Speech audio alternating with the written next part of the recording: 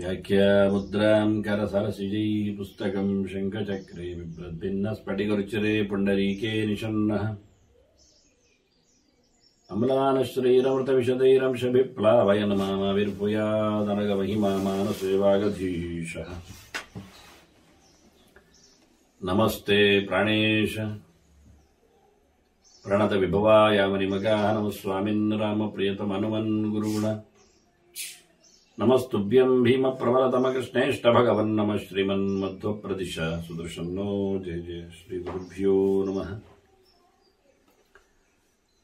नारायणं सुरगुरुं जगदेकनाथं भक्तप्रियं सकललोकनमस्कृतं च त्रैगुण्यवर्जितमजं विभुमाद्यमीशं वन्दे भवग्रम् अमरासरसिद्धवन्त्यं नारायणं नमस्कृत्य नरं चैव नरोत्तमं देवीं सरस्वतीं व्यासं ततो जयमुदीरये। ವೇದವ್ಯಾಸರ ಮಹಾಭಾರತದ ಚಿಂತಕರಿಗೆ ವಂದನೆಗಳು. ಆಶ್ವಮೇಧಿಕ ಪರ್ವದ 139ನೆಯ ಪ್ರವಚನ. ಚಾಂದ್ರಾಯಣದ ಬಗ್ಗೆ ಕೃಷ್ಣ ಧರ್ಮರಾಜ ಕೇಳಿದ್ದಕ್ಕೆ ಬಿಡಿಸಿ ವಿಸ್ತರಿಸಿ ಯಾರೆಲ್ಲ ಮಾಡಲಿಕ್ಕೆ ಉಂಟು, ಹೇಗೆಲ್ಲ ಮಾಡಬೇಕಾಗತ್ತೆ ಅಂತ ಹೇಳ್ತಾ ಇದ್ದಾನೆ. ಊಟ ಮಾಡುವಾಗ ಇನ್ನೂ ಸಂಸ್ಕಾರ ಆಗದವನು, ವೇದೋಕ್ತ ಸಂಸ್ಕಾರ ಆಗದೆ ಹೋಗಿದ್ರೆ ಅವನು ನಮಗಿನ್ನೂ ಅಯೋಗ್ಯ ಅಂತಲೇ ಅರ್ಥ. ದೈಹಿಕವಾಗಿ ಇನ್ನವನಿಗೆ ಉತ್ತಮವಾದ ಸಂಸ್ಕಾರಗಳು ನಡೀಲಿಲ್ಲ. ಅಂಥವನ ಜೊತೆಯಲ್ಲಿ ಊಟ ಮಾಡಬಾರದೊಂದು. ಅದು ಹೆಣ್ಣಿಗೂ ಆಗುದಿಲ್ಲಲ್ವಾ ಕೇಳಿದ್ರೆ, ಉಪನಯನಾದಿಗಳು ಅಂದ್ರೆ ಅವಳ ಜೊತೆಯಲ್ಲಿ ಊಟ ಮಾಡಲಿಕ್ಕಿಲ್ಲ ಅಂತ. ಆದ್ರಿಂದಲೇ ಆಚಾರ್ಯರು ಸದಾಚಾರ ಸ್ಮೃತಿಯಲ್ಲಿ ಊಟ ಮಾಡುವ ಪ್ರಸಂಗ ಬಂದಾಗ ಹೇಳಿದ್ದು ಭೃತ್ಯಾತಿಥಿ ಪುರಸ್ಸರಃ ಭುಂಜೀತ ಅಂತ. ಮನೆ ಮಂದಿಯನ್ನೆಲ್ಲ ಮೊದಲು ಊಟ ಮಾಡಿಕೊಂಡು ಊಟ ಮಾಡು ಅಂತ. ಆಗ ಅವರೊಟ್ಟಿಗೆ ಊಟ ಮಾಡುವ ತಪ್ಪದಲ್ಲ. ಕೇವಲ ಆಳು ಕಾಳುಗಳು ಮಾತ್ರ ಅಲ್ಲ, ಬಂದವರು ಮಾತ್ರ ಅಲ್ಲ, ಅತಿಥಿಗಳನ್ನು ಮೊದಲು ಉಣಬಡಿಸಿ ಊಟ ಮಾಡುವುದು ಎನ್ನುವುದು ವಿಶೇಷವೇ. ಈಗ ಅತಿಥಿ ಇಲ್ಲ ಆಗತ್ತೆ, ಅಭ್ಯಾಗತ ಇರ್ತಾನೆ. ಆದರೆ ಆಳುಗಳಿಗೆ, ವೃತ್ತಿಯರಿಗೆ, ಹೊರಗಿನ ಕೆಲಸದವರಿಗೆ ಊಟ ಮತ್ತೆ ಹಾಕ್ತಾರೆ. ಇಲ್ಲಿ ವೃತ್ತಿ ಶಬ್ದದಿಂದ ಆಚಾರ್ಯ ಹೇಳುವಾಗ ಮನೆ ಮಂದಿಗಳು ವೃತ್ತಿಯರಲ್ವಾ, ಭರಣಯೋಗ್ಯರಲ್ವಾ. ಹೊರಗಿನ ಕೆಲಸದವರಿಗೆ ದುಡ್ಡಿನಿಂದ ಇವನು ರಕ್ಷಣೆ ಮಾಡ್ತಾನೆ, ನೋಡಿಕೊಳ್ಳುತ್ತಾನೆ. ಅವನು ಊಟ ಹಾಕದೇ ಇರಬಹುದು. ಆದ್ರೆ ಮನೆ ಮಂದಿಗೆ ಸಂಬಳ ಇಲ್ಲ ಆದ್ರೂ ದುಡಿತಾ ಇದೆ, ಊಟ ಇದೆ ಅಲ್ವಾ. ಅವರು ವೃತ್ತಿಯರು, ಇವನನ್ನು ಆಶ್ರಯಿಸಿಕೊಂಡಿದ್ದಾರಲ್ಲ. ಹಾಗಾಗಿ ಮನೆ ಮಂದಿ ಎಲ್ಲ ವೃತ್ತಿಯರಿದ್ದಾಗೆ ಆ ಶಬ್ದ. ಆದ್ರಿಂದ ದ್ರೌಪದಿ, ಧರ್ಮರಾಜ ತಮ್ಮಂದಿರು ಉಳಿದವರು ಋಷಿಗಳೆಲ್ಲ ಊಟ ಮಾಡಿದ ನಂತರ ಊಟ ಮಾಡ್ತಿದ್ದ. ಧರ್ಮರಾಜ ಊಟ ಆದ ನಂತರ ದ್ರೌಪದಿ ಊಟ ಮಾಡ್ತಿದ್ಲು. ಇದು ಕ್ರಮ ಪದ್ಧತಿ. ಯಜಮಾನ ಕೊನೆಗೆ ಊಟ ಮಾಡಬೇಕು, ಎಲ್ಲರನ್ನು ಸಂತೋಷಗೊಳಿಸಿ. ಹಾಗೆ ಉಳಿದವರ ಜೊತೆ ಊಟ ಮಾಡುವಾಗಿ ಬರುವುದಿಲ್ಲ. ಎಲ್ಲ ಮನೆಯವರೊಟ್ಟಿಗೆ ಅಲ್ಲ, ಮನೆಯವರನ್ನು ಊಟಗೊಳಿಸಿ. ಬಂದದ್ದಲ್ಲ ಅವನಿಗೆ, ಅವರೆಲ್ಲ ಋಣದಲ್ಲಿ ಸೇರಿದ್ದಲ್ಲ, ಅವರಿಗೆಲ್ಲ ಊಟ ಹಾಕಿ ಋಣವನ್ನು ಕಳಚಿಕೊಳ್ಬೇಕು ಆ ಲೆಕ್ಕದಲ್ಲಿ. ಅದರಿಂದ ಕೃಷ್ಣ ಹೇಳುತ್ತಾನೆ, ಯೋ ಭುಂಕ್ತೆ ಅನುಪನೀತೇನ ಯೋ ಭುಂಕ್ತೆ ಚ ಸ್ತ್ರೀಯಾ ಸಹ ಕನ್ಯೆಯಾ ಸಹ ಯೋ ಭುಂಕ್ತೆ ದ್ವಿಜ ಚಾಂದ್ರಾಯಣ ಚರೇ. ಅದರ ಪಾಪಕ್ಕಾಗಿ ನೋಡಿ, ಇದೇನು ಕೇಳಿದ್ರೆ ವರ್ಷಗಟ್ಟಲೆ ದಿನ ಊಟ ಮಾಡುದು, ಮತ್ತೆ 1 ತಿಂಗಳು ಚಾಂದ್ರಾಯಣ. ಯಾವಾಗ? ಸಾಯ್ಲಿಕ್ಕೆ ಹೋದಾಗ ಸರಿ ಮಾಡಿದ, ಮತ್ತೆ ಪುನಃ ಊಟ ಮಾಡಿದ, ಮತ್ತೆ ಪುನಃ ಚಾಂದ್ರಾಯಣ. ನೋಡಿ ಎಷ್ಟು ಕಷ್ಟ ಅಂತ. ಮನೆ ಮಂದಿಯ ಜೊತೆಯಲ್ಲಿ ಊಟ ಮಾಡುವಂತೆ ಇಲ್ಲ. ಸಂಸ್ಕಾರ ಇದ್ದವನಾದ್ರೆ, ಉಪನಯನ ಆಗಿದ್ರೆ ಅವನ ಮಗನ ಜೊತೆಯಲ್ಲಿ ಊಟ ಮಾಡಬಹುದು, ಅಥವಾ ಅಂತವರಿದ್ರೆ. ಈಗ ನಮ್ಮ ಪಂಕ್ತಿಗಳಲ್ಲಿ ಯಾರೆಲ್ಲ ಬರ್ತಾರೆ ನೋಡಿ ಊಟಕ್ಕೆ, ಅವ್ರ ಜೊತೆಯಲ್ಲಿ ಊಟ ಅಂದ್ರೆ ಹೇಗಿರ್ತದೆ? ಉಪನಯನ ಆಗದವ, ಉಪನಯನ ಆದವ, ಉಪನಯನ ಆಗಿದ್ರು ಜನಿವಾರ ಇಲ್ಲದವ, ಸಂಧ್ಯಾ ವಂದನೆ ಬಿಟ್ಟವ, ಖಂಡಪಟದಲ್ಲಿ ಕೂತವ, ಇನ್ನು ಮೇಲೆ ಕೂತು ಊಟ ಮಾಡುವವ, ಈ ಎಡ ಕೈಯಲ್ಲಿ ಊಟ ಮಾಡುವವ, 2 ಕೈಯಲ್ಲಿ ಊಟ ಮಾಡುವವ, ಪರೀಕ್ಷೆಗೆ ಇಲ್ಲದೆ ಊಟ ಮಾಡುವವ, ಅರ್ಧ ಕಚ್ಚಿಟ್ಟು ಊಟ ಮಾಡುವವ, ಮತ್ತೊಂದವರ ಎಲೆದು ತೆಗೆದು ಊಟ ಮಾಡುವವ, ಎಲೆದು ತೆಗೆದು ಕಿಸೆಯಲ್ಲಿ ಹಾಕೊಂಡು ಊಟ ಮಾಡುವವ. ನೋಡಿ ಎಷ್ಟೆಲ್ಲ ಬಗೆಗಳಿವೆ ಅಂತ. ಇದನ್ನೆಲ್ಲ ನಾನು ಹೇಳ್ತಾನೆ, ಇಂತಹ ಅಸಂಸ್ಕಾರ ಸಂಸ್ಕಾರ ಇಲ್ಲದವರ ಜೊತೆಯಲ್ಲಿ ಊಟ ಮಾಡುವುದೇ ತಪ್ಪು. ಅನ್ನದಿಂದಾದ ದೋಷಕ್ಕೆ ಅನ್ನದಿಂದಲೇ ಪ್ರಾಯಶ್ಚಿತ್ತ. ಅನ್ನ ಕತ್ತರಿಸಿ, ಅನ್ನ ಕಟ್ ಮಾಡಿ ದಿನಕ್ಕೊಂದು ತುತ್ತು ತಿಂದು ತಿಂದು ಕಮ್ಮಿ ಮಾಡ್ತಾ ಹೆಚ್ಚು ಮಾಡ್ತಾ ಈ ಒಂದು ಚಾಂದ್ರಾಯಣಿ 2 ಬಗೆ ಉಂಟು. ಕೃಷ್ಣ ಪಕ್ಷದಲ್ಲಿ ಶುರು ಮಾಡಿ ವೃದ್ಧಿ ಚಾಂದ್ರಾಯಣವೂ ಉಂಟು, ಹ್ರಾಸ ಚಾಂದ್ರಾಯಣ ಉಂಟು. ಶುಕ್ಲ ಪಕ್ಷದಲ್ಲಿ ಶುರು ಮಾಡಿದರೆ ಕಲೆಯಂತೆ 1, 2, 3, 4, 5, 6, 15 ಆಗಿ 14, 12 1 ಇದನ್ನು ವಿಪರೀತ ಚಾಂದ್ರಾಯಣ ಮಾಡಿದ್ರೆ, ಕೃಷ್ಣ ಪಕ್ಷದಲ್ಲಿ ಶುರು ಮಾಡಿದ್ರೆ 15ರಿಂದ 1 ಮಾಡಿ 1ರಿಂದ 15ಕ್ಕೆ ತರುವುದು ಉಂಟು. ಇರ್ಲಿ, ಇದು ಕೃಷ್ಣ ಹೇಳಿದ್ದನ್ನೇ ಗಟ್ಟಿ ಮಾಡಿಟ್ಟುಕೊಳ್ಳುವ. ಅನೇಕ ಪುರಾಣಗಳು ಅನೇಕ ರೀತಿಯಲ್ಲಿ ಮಾತಾಡಿವೆ, ಅನೇಕ ಬಗೆಯ ಚಾಂದ್ರಾಯಣಾದಿಗಳಿವೆ. ಇದನ್ನಿಟ್ಟುಕೊಳ್ಳಿ. ಈಗ ಶುಕ್ಲ ಪಕ್ಷದಿಂದ ಶುರು ಮಾಡಿದ ವೃದ್ಧಿ ಚಾಂದ್ರಾಯಣ, ವೃದ್ಧಿ ಹ್ರಾಸ ಚಾಂದ್ರಾಯಣ, ಹ್ರಾಸ ವೃದ್ಧಿ ಬೇಡ. ಹಾಗಾಗಿ ಚಾಂದ್ರಾಯಣ ಮಾಡಲಿಕ್ಕೆ ಅವಕಾಶ ಏನು ಕೇಳಿದ್ರೆ, ಇವನು ಊಟ ಸರಿಯಾಗ್ಲಿಲ್ಲ ಅಂತ ಬದುಕಿದ್ದಾಗ ಮಾಡಿದ್ದು, ಹೆಚ್ಚು ಕಡಿಮೆ ಮಾಡಿದ್ದಾನೆ. ಏನೆಲ್ಲ ತಿಂದರ ಬಗ್ಗೆ ಎಲ್ಲ ಹೇಳಿದ್ರು, ಮಾರಾಟ ಮಾಡಿದ್ರ ಬಗ್ಗೆ ಹೇಳಿದ್ರು. ಈಗ ಹೇಳ್ತಾನೆ ಕೃಷ್ಣ, ಯಾರ ಜೊತೆಯಲ್ಲಿ ಊಟ ಮಾಡಿದ್ರು ತಪ್ಪು ಹೇಳುವ ಹಾಗೆ. ಮನೆ ಮಂದಿ ಜೊತೆಯಲ್ಲಿ ಊಟ ಮಾಡಿದ್ರು ಪ್ರತ್ಯೇಕ ಊಟ, ಅದಕ್ಕೆ ಪಂಕ್ತಿವೇದ ಮಾಡೋದು, ತಿರುಗಿಸಿ ಕೂತ್ಕೊಳ್ಳೋದೆಲ್ಲ. ಕೊನೆ ಪಕ್ಷ ಅಷ್ಟಾದ್ರೂ ಮಾಡಿ ಬೇರೆ ಇದ್ದೇನೆ ಅಂತ. ಎಲ್ಲರೂ ಊಟ ಆದ ನಂತರ ಊಟ ಮಾಡಿದ್ರೆ ಯಜಮಾನ ಧನ್ಯ, ಸಂತೋಷ, ಭಾರಿ ಖುಷಿ ಅವನು ನಿಜವಾಗಿ. ಇಲ್ಲಾದ್ರೆ ಒಂದು ಚಾಂದ್ರಾಯಣ ಮಾಡ್ಬೇಕು. ಈಗ ನೀವೇ ಯಾರಿಗೆ ಬೇಕಾದ್ರೂ ಮಾರ್ಕ್ ಹಾಕಿ, ಮನೆ ಮಂದಿಯಲ್ಲಿ ಎಲ್ಲ ಒಟ್ಟು ಸೇರಿಕೊಂಡು ಪ್ರವಚನ ಕೇಳುತ್ತಾ ಇದ್ರೆ ಯಾರನ್ನು ಮೊದಲು ಊಟ ಮಾಡಿಸಬೇಕು, ಯಾರು ಮೊದಲು ಊಟ ಮಾಡುವುದು, ಇಲ್ಲಾದ್ರೆ ಯಾರಿಗೆ ಚಾಂದ್ರಾಯಣ ಬರ್ತದೆ ಅಂತ ನೋಡಿ. ಮಾಡಿದವ ಯಜಮಾನ, ಮಾಲಕ, ಮನೆಯೊಡೆಯ, ಅವನಿಗೆ ಚಾಂದ್ರಾಯಣ ಮಾಡ್ಬೇಕಾಗತ್ತೆ. ಉಳಿದವರು ಅವನ ಜೊತೆಯಲ್ಲಿ ಊಟ ಕೂತ್ರಿ, ಅದರಿಂದ ಅವ್ರು ಮೊದಲು ಊಟ ಮಾಡೋದು ಚಂದ ಅಲ್ವಾ? ಚೆನ್ನಾಗಿ ಅವ್ರು ಊಟ ಮಾಡ್ಲಿಕ್ಕೆ ಅವನು ಕೊನೆಗೆ ಹೋದ್ರೆ ಅವನಿಗೊಂದು ಚಾಂದ್ರಾಯಣ ಮಾಡೋದು ಅದು ಉಳಿತದೆ.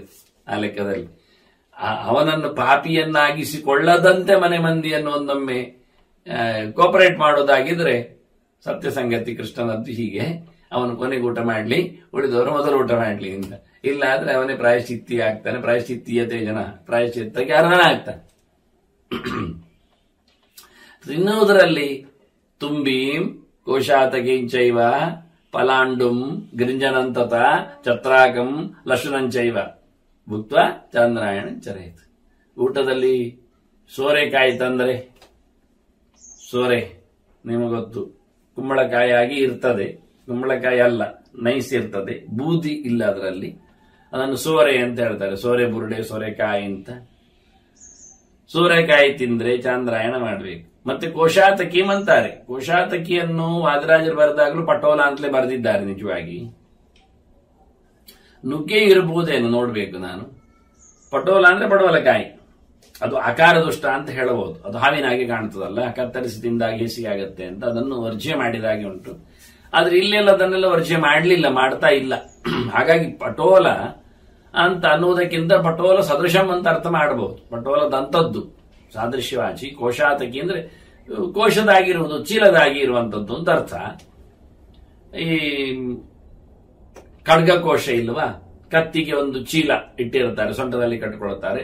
ಒರೆ ಅಂತ ಕರೀತಾರೆ ಆ ಕೋಶವನ್ನು, ಚೀಲವನ್ನು. ಹಾಗೆ ಕೆಲವರ ಯತಿಗಳ ದಂಡಕ್ಕೆ ಕೆಲವೊಮ್ಮೆ ಚೀಲಗಳಿರ್ತವೆ, ಅದು ಒಂದು ಕೋಶಾತಕಿಯಾಗಿ ಕಾಣ್ತದೆ ಚೀಲ. ಹಾಗೆ ಇದೊಂದು ಚೀಲ, ಕೀಲದಾಗಿ ಕಾಣುವಂಥದ್ದು. ನುಗ್ಗೆಕಾಯಿ ಚೀಲದಾಗಿ ಉದ್ದನೆ ಕಾಣ್ತದೆ ಸಂಪೂರ್ಣ. ಪಡವಲಾದ್ರೂ ಅಷ್ಟು ದೊಡ್ಡ ಚೀಲ ಆಗುವುದಿಲ್ಲ, ನುಗ್ಗೆಂದು ಉದ್ದವೇ ಆಗುತ್ತದೆ.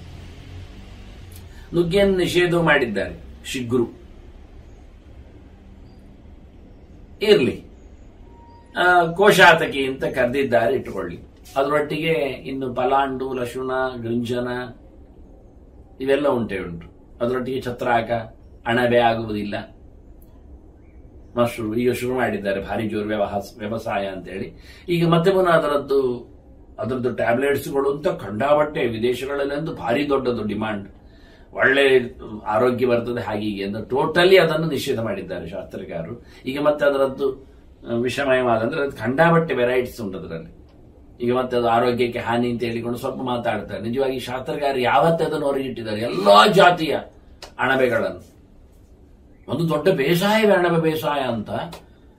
ಆದ್ರೆ ಅದನ್ನೆಲ್ಲಕ್ಕೂ ನಿಷೇಧ ಮಾಡಿಬಿಟ್ರು.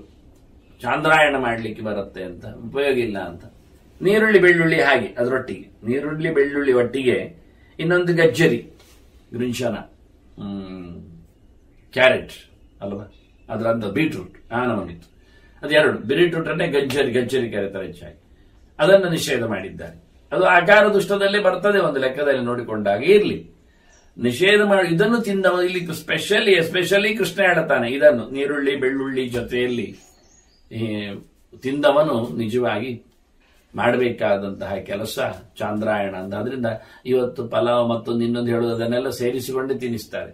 ಎಲ್ಲವೂ ಎಲ್ಲದಕ್ಕೂ ಒಳ್ಳೆಯದೇ, ಆದರೆ ಎಲ್ಲವೂ ಎಲ್ಲದರಲ್ಲಿಯೂ ಹಾಳಿದೆ. ನಾವು ಹೆಚ್ಚು ಕಡಿಮೆ ನೋಡಿಕೊಂಡದನ್ನು ನಿಷೇಧ ಮಾಡುವ ಕ್ರಮ. ದೇಹಕ್ಕೆ ಪೋಷಕವಾದದ್ದು, ಇಂದ್ರಿಯಗಳಿಗೆ ವಿಶೇಷವಾದಂತಹ ಸವಲತ್ತು ಕೊಡುವಂಥದ್ದು, ವಿಟಮಿನ್ಸ್ಗಳು ಮತ್ತೊಂದು ಇನ್ನೊಂದು ಹೇಳುವಂಥದ್ದು, ಏನೆಲ್ಲ ಇದ್ದರದನ್ನೆಲ್ಲ ತೂಕ ಅರೆದು ಬೆರೆದು ನೋಡಿ ಹೇಳಿ ಹಿಗ್ಗಿಸಿ ಮನುಷ್ಯನ ಔನ್ನತ್ಯಕ್ಕೆ, ಟೋಟಲಿ ಅವನ ಬೆಳವಣಿಗೆಗೆ, ಅಭಿವೃದ್ಧಿಗೆ ಅದು ಮಾರಕ ಎನ್ನುವ ಪಾಯಿಂಟ್ ಅವರು ಹಾಕಿದ್ದಾರೆ ಶಾಸ್ತ್ರಜ್ಞರು. ಮುಗಿದಿತ್ತು. ನೀವು ಒಂದ್ ಸೈಡ್ ನೋಡುವಂಥದ್ದು, ಕೆಲವೊಮ್ಮೆ ಫಿಸಿಕಲಿ ನೋಡ್ತೀರಿ, ಕೆಲವೊಮ್ಮೆ ಮೆಂಟಲಿ ನೋಡ್ತೀರಿ, ಕೆಲವೊಮ್ಮೆ ಅವನ ಪೀರಿಯಡ್ ನೋಡ್ತೀರಿ ಪೆರಾಡಿಕಲಿ ಅಂತ, ಕೆಲವೊಮ್ಮೆ ಯಾವುದೋ ಒಂದು ರೋಗವನ್ನು ಡಿಸೀಸ್ ಇಟ್ಟುಕೊಂಡು ನೋಡ್ತೀರಿ. ಶಾಸ್ತ್ರಕಾರರು ಅದರ ಗಮನಿಕೆಯನ್ನು ಕಂಡಾಪಟ್ಟು ಅಬ್ಸರ್ವ್ ಮಾಡಿ ಅನೇಕ ಕಾಲದಲ್ಲಿ ಅದರ ಗುರುತಿಸಿ ಅದರ ಕಂಟೆಂಟ್ಸ್ಗಳ ಬಗ್ಗೆ ಚಿಂತನೆ ಕೊಟ್ಟು ಅದು ನಿಷಿದ್ಧ ಹೊರಗಿಟ್ಟಿದ್ದಾರೆ. ಎಲ್ಲರಿಗೂ ಅಂತಲ್ಲ, ಪ್ರಧಾನವಾಗಿ ಭಗವದೆಡೆಗೆ ಸಂಚರಿಸಲು ಆಸ್ಥೆ ಪಡುವವನು ಅದನ್ನು ಖಂಡಿತವಾಗಿಯೂ ತ್ಯಜಿಸಿ ವೈರಾಗ್ಯವನ್ನು ಅದರ ಮೇಲೆ ತಾಳಬೇಕು ಹೇಳೋ ನೆಲೆಯಲ್ಲಿ. ಅಂಥವರು ಒಂದೊಮ್ಮೆ ಬಲಾತ್ಕಾರದಿಂದಲೋ ಮೋಹದಿಂದಲೋ ಅನಿವಾರ್ಯವಾಗಿಯೋ ತಿಂದು ಬಿಟ್ಟರೆ ಚಾಂದ್ರಾಯಣವನ್ನು ನಡೆಸಬೇಕು. ಅವನ ದೇಹದೊಳಗಿದ್ದ ಕಂಟೆಂಟ್ಸ್ ಖಾಲಿ ಆಗಲಿಕ್ಕೆ, ಅದರ ಪಾಪ ಅಂದ್ರೆ ಅದರ ಅಭಿಮಾನಿ ದೇವತೆಗಳಿಗೆ ಒಳಗೆ ಹೊಕ್ಕು ಮಾಡಿರತಕ್ಕ ಕೆಲಸಗಳಿಂದ, ನೀವೇನು ಬ್ಯಾಕ್ಟೀರಿಯಾಸ್ ಹೇಳ್ತೀರೋ ಅದು ಇರಲಿ, ಅದರ ನಿವೃತ್ತಿಗೆ ಅಂತ, ಆಂಟಿ ಮಾಡಲಿಕ್ಕೆ ಅಂತ ಅರ್ಥದಲ್ಲಿ. ದ್ವಿಜಃ ಪರ್ಯುಷಿತಂ ಚಾನ್ನಂ ಪಕ್ವಂ ಪರಗೃಹಾಗತಂ ವಿಪಕ್ವಂಚ ತಥಾ ಮಾಂಸಂ ಭುಕ್ತ್ವ ಚಾಂದ್ರಾಯಣಂಚರೆ. ಇನ್ನು ಏನೆಲ್ಲ ತಿಂದದ್ದು ಯಾವ ಬಗೆಯದ್ದು ಅಂತ ಕೇಳಿದರೆ ಸಹಜವಾಗಿ ಸೊತ್ತುಗಳನ್ನು ಹೇಳದೆ ಪರ್ಯುಷಿತಂ ಚಾನ್ನ, ತಂಗಳನ್ನವನ್ನು ಅವನೊಂದೊಮ್ಮೆ ತಿಂದರೆ, ಹಳಸಿದ ಅನ್ನ ಪರ್ಯುಷಿತ ಅಂದ್ರೆ ಒಂದು ದಿನ ಆಗಬೇಕು ಅಂತಿಲ್ಲ, ಹೊತ್ತಾದ್ರೂ ಹಾಳಾಗತ್ತೆ ಕೆಲವೊಮ್ಮೆ. ಅದನ್ನ ಹಾಳಾದ್ದನ್ನವನ್ನು, ಅದರಲ್ಲಿ ಬೇರೆ ರೀತಿಯ ಬ್ಯಾಕ್ಟೀರಿಯಾಗಳು ಆಗಿ ಹೋಗ್ತವೆ ಅನ್ನೋ ನೆಲೆಯಲ್ಲಿ ಹಳತಾಗತ್ತೆ, ಹುಳಿ ಆಗತ್ತೆ ಅಂತ. ಅದನ್ನ ನಿನ್ನೆದ್ದಂತೂ ಗ್ಯಾರಂಟಿ ಆಗಿ ತಿನ್ನುವಂತೆ ಇಲ್ಲ, ಅದನ್ನು ತಿಂದವನು ಚಾಂದ್ರಾಯಣ ಮಾಡಲಿಕ್ಕೆ ಉಂಟು ಅಂತ ಹೇಳ್ತಾರೆ. ಪರ್ಯುಷಿತ ಅನ್ನ. ನಾವಿವತ್ತು ಅನ್ನ ಶಬ್ದಕ್ಕೆ ಕೇವಲ ಅನ್ನ ಮಾತ್ರ ಹಾಕಿಬಿಟ್ಟಿದ್ದೇವೆ, ಪ್ರೈಸ್ ಅಂತೇಳಿ. ಮತ್ತೆ ನಿಜವಾಗಿ ಎಲ್ಲವನ್ನು ಇಟ್ಟುಕೊಳ್ಳಿಕ್ಕೆ ಬರ್ತದೆ.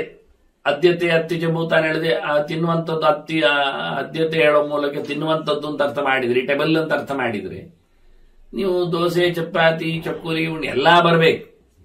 ಹಿಂದಿನ ದಿನ ಮಾಡಿದ್ದನ್ನು ಮರುದಿನಕ್ಕೆ ಇಟ್ಟುಕೊಳ್ಳುವಂತಿಲ್ಲ ಎನ್ನುವುದು ನೇರವಾದ ಮಾತು. ವಾಸ್ತವವಾಗಿ ಅದು ಹಿಂದೆ ಕೃಷ್ಣ ಅರ್ಜುನನ್ ಹೇಳುವಾಗಲೂ ಹೇಳುತ್ತಾನೆ, ಯಾತೆ ಮಂಗ ತರಸ ಹೇಳುವಲ್ಲಿ ಬಹಳಷ್ಟು ಅದನ್ನು ಉಲ್ಲೇಖ ಮಾಡಿದ್ದಾನೆ. ಶುದ್ಧವಾದ ಊಟ ಏನು ಎನ್ನುವುದರಲ್ಲಿ ಅದರೊಟ್ಟಿಗೆ ಪಕ್ವಂ ಮತ್ತೆ ಪರೀಕ್ಷಿತಂ ಚನ್ನಂ ಪಕ್ವಂ ಅಂತ ಸೇರಿಸಿಬಿಟ್ಟ.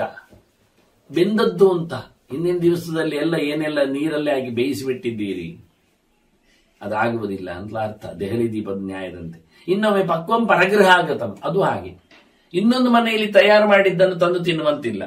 ಅದು ಕಳೆದ ಬಾರಿ ನಾನು ಹೇಳಿದ್ದೆ ಕೃಷ್ಣನ ಮಾತಿನಲ್ಲಿ ಎಲ್ಲಿ ಬಂತು ಅಂತ.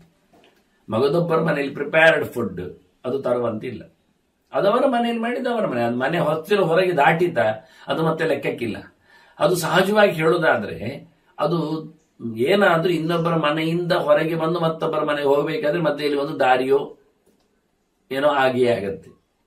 ಹೀಗಾಗಿ ಅದು ದಾರಿಯಲ್ಲಿದ್ದ ಭೂತಾದಿಗಳಿಗೆ, ದೆವ್ವಗಳಿಗೆ, ಅತೀಂದ್ರಿಯ ಶಕ್ತಿಗಳಿಗೆ ಅನ್ವಯ ಸಂಬಂಧಪಟ್ಟದ್ದು ಅಂತ ಅರ್ಥ.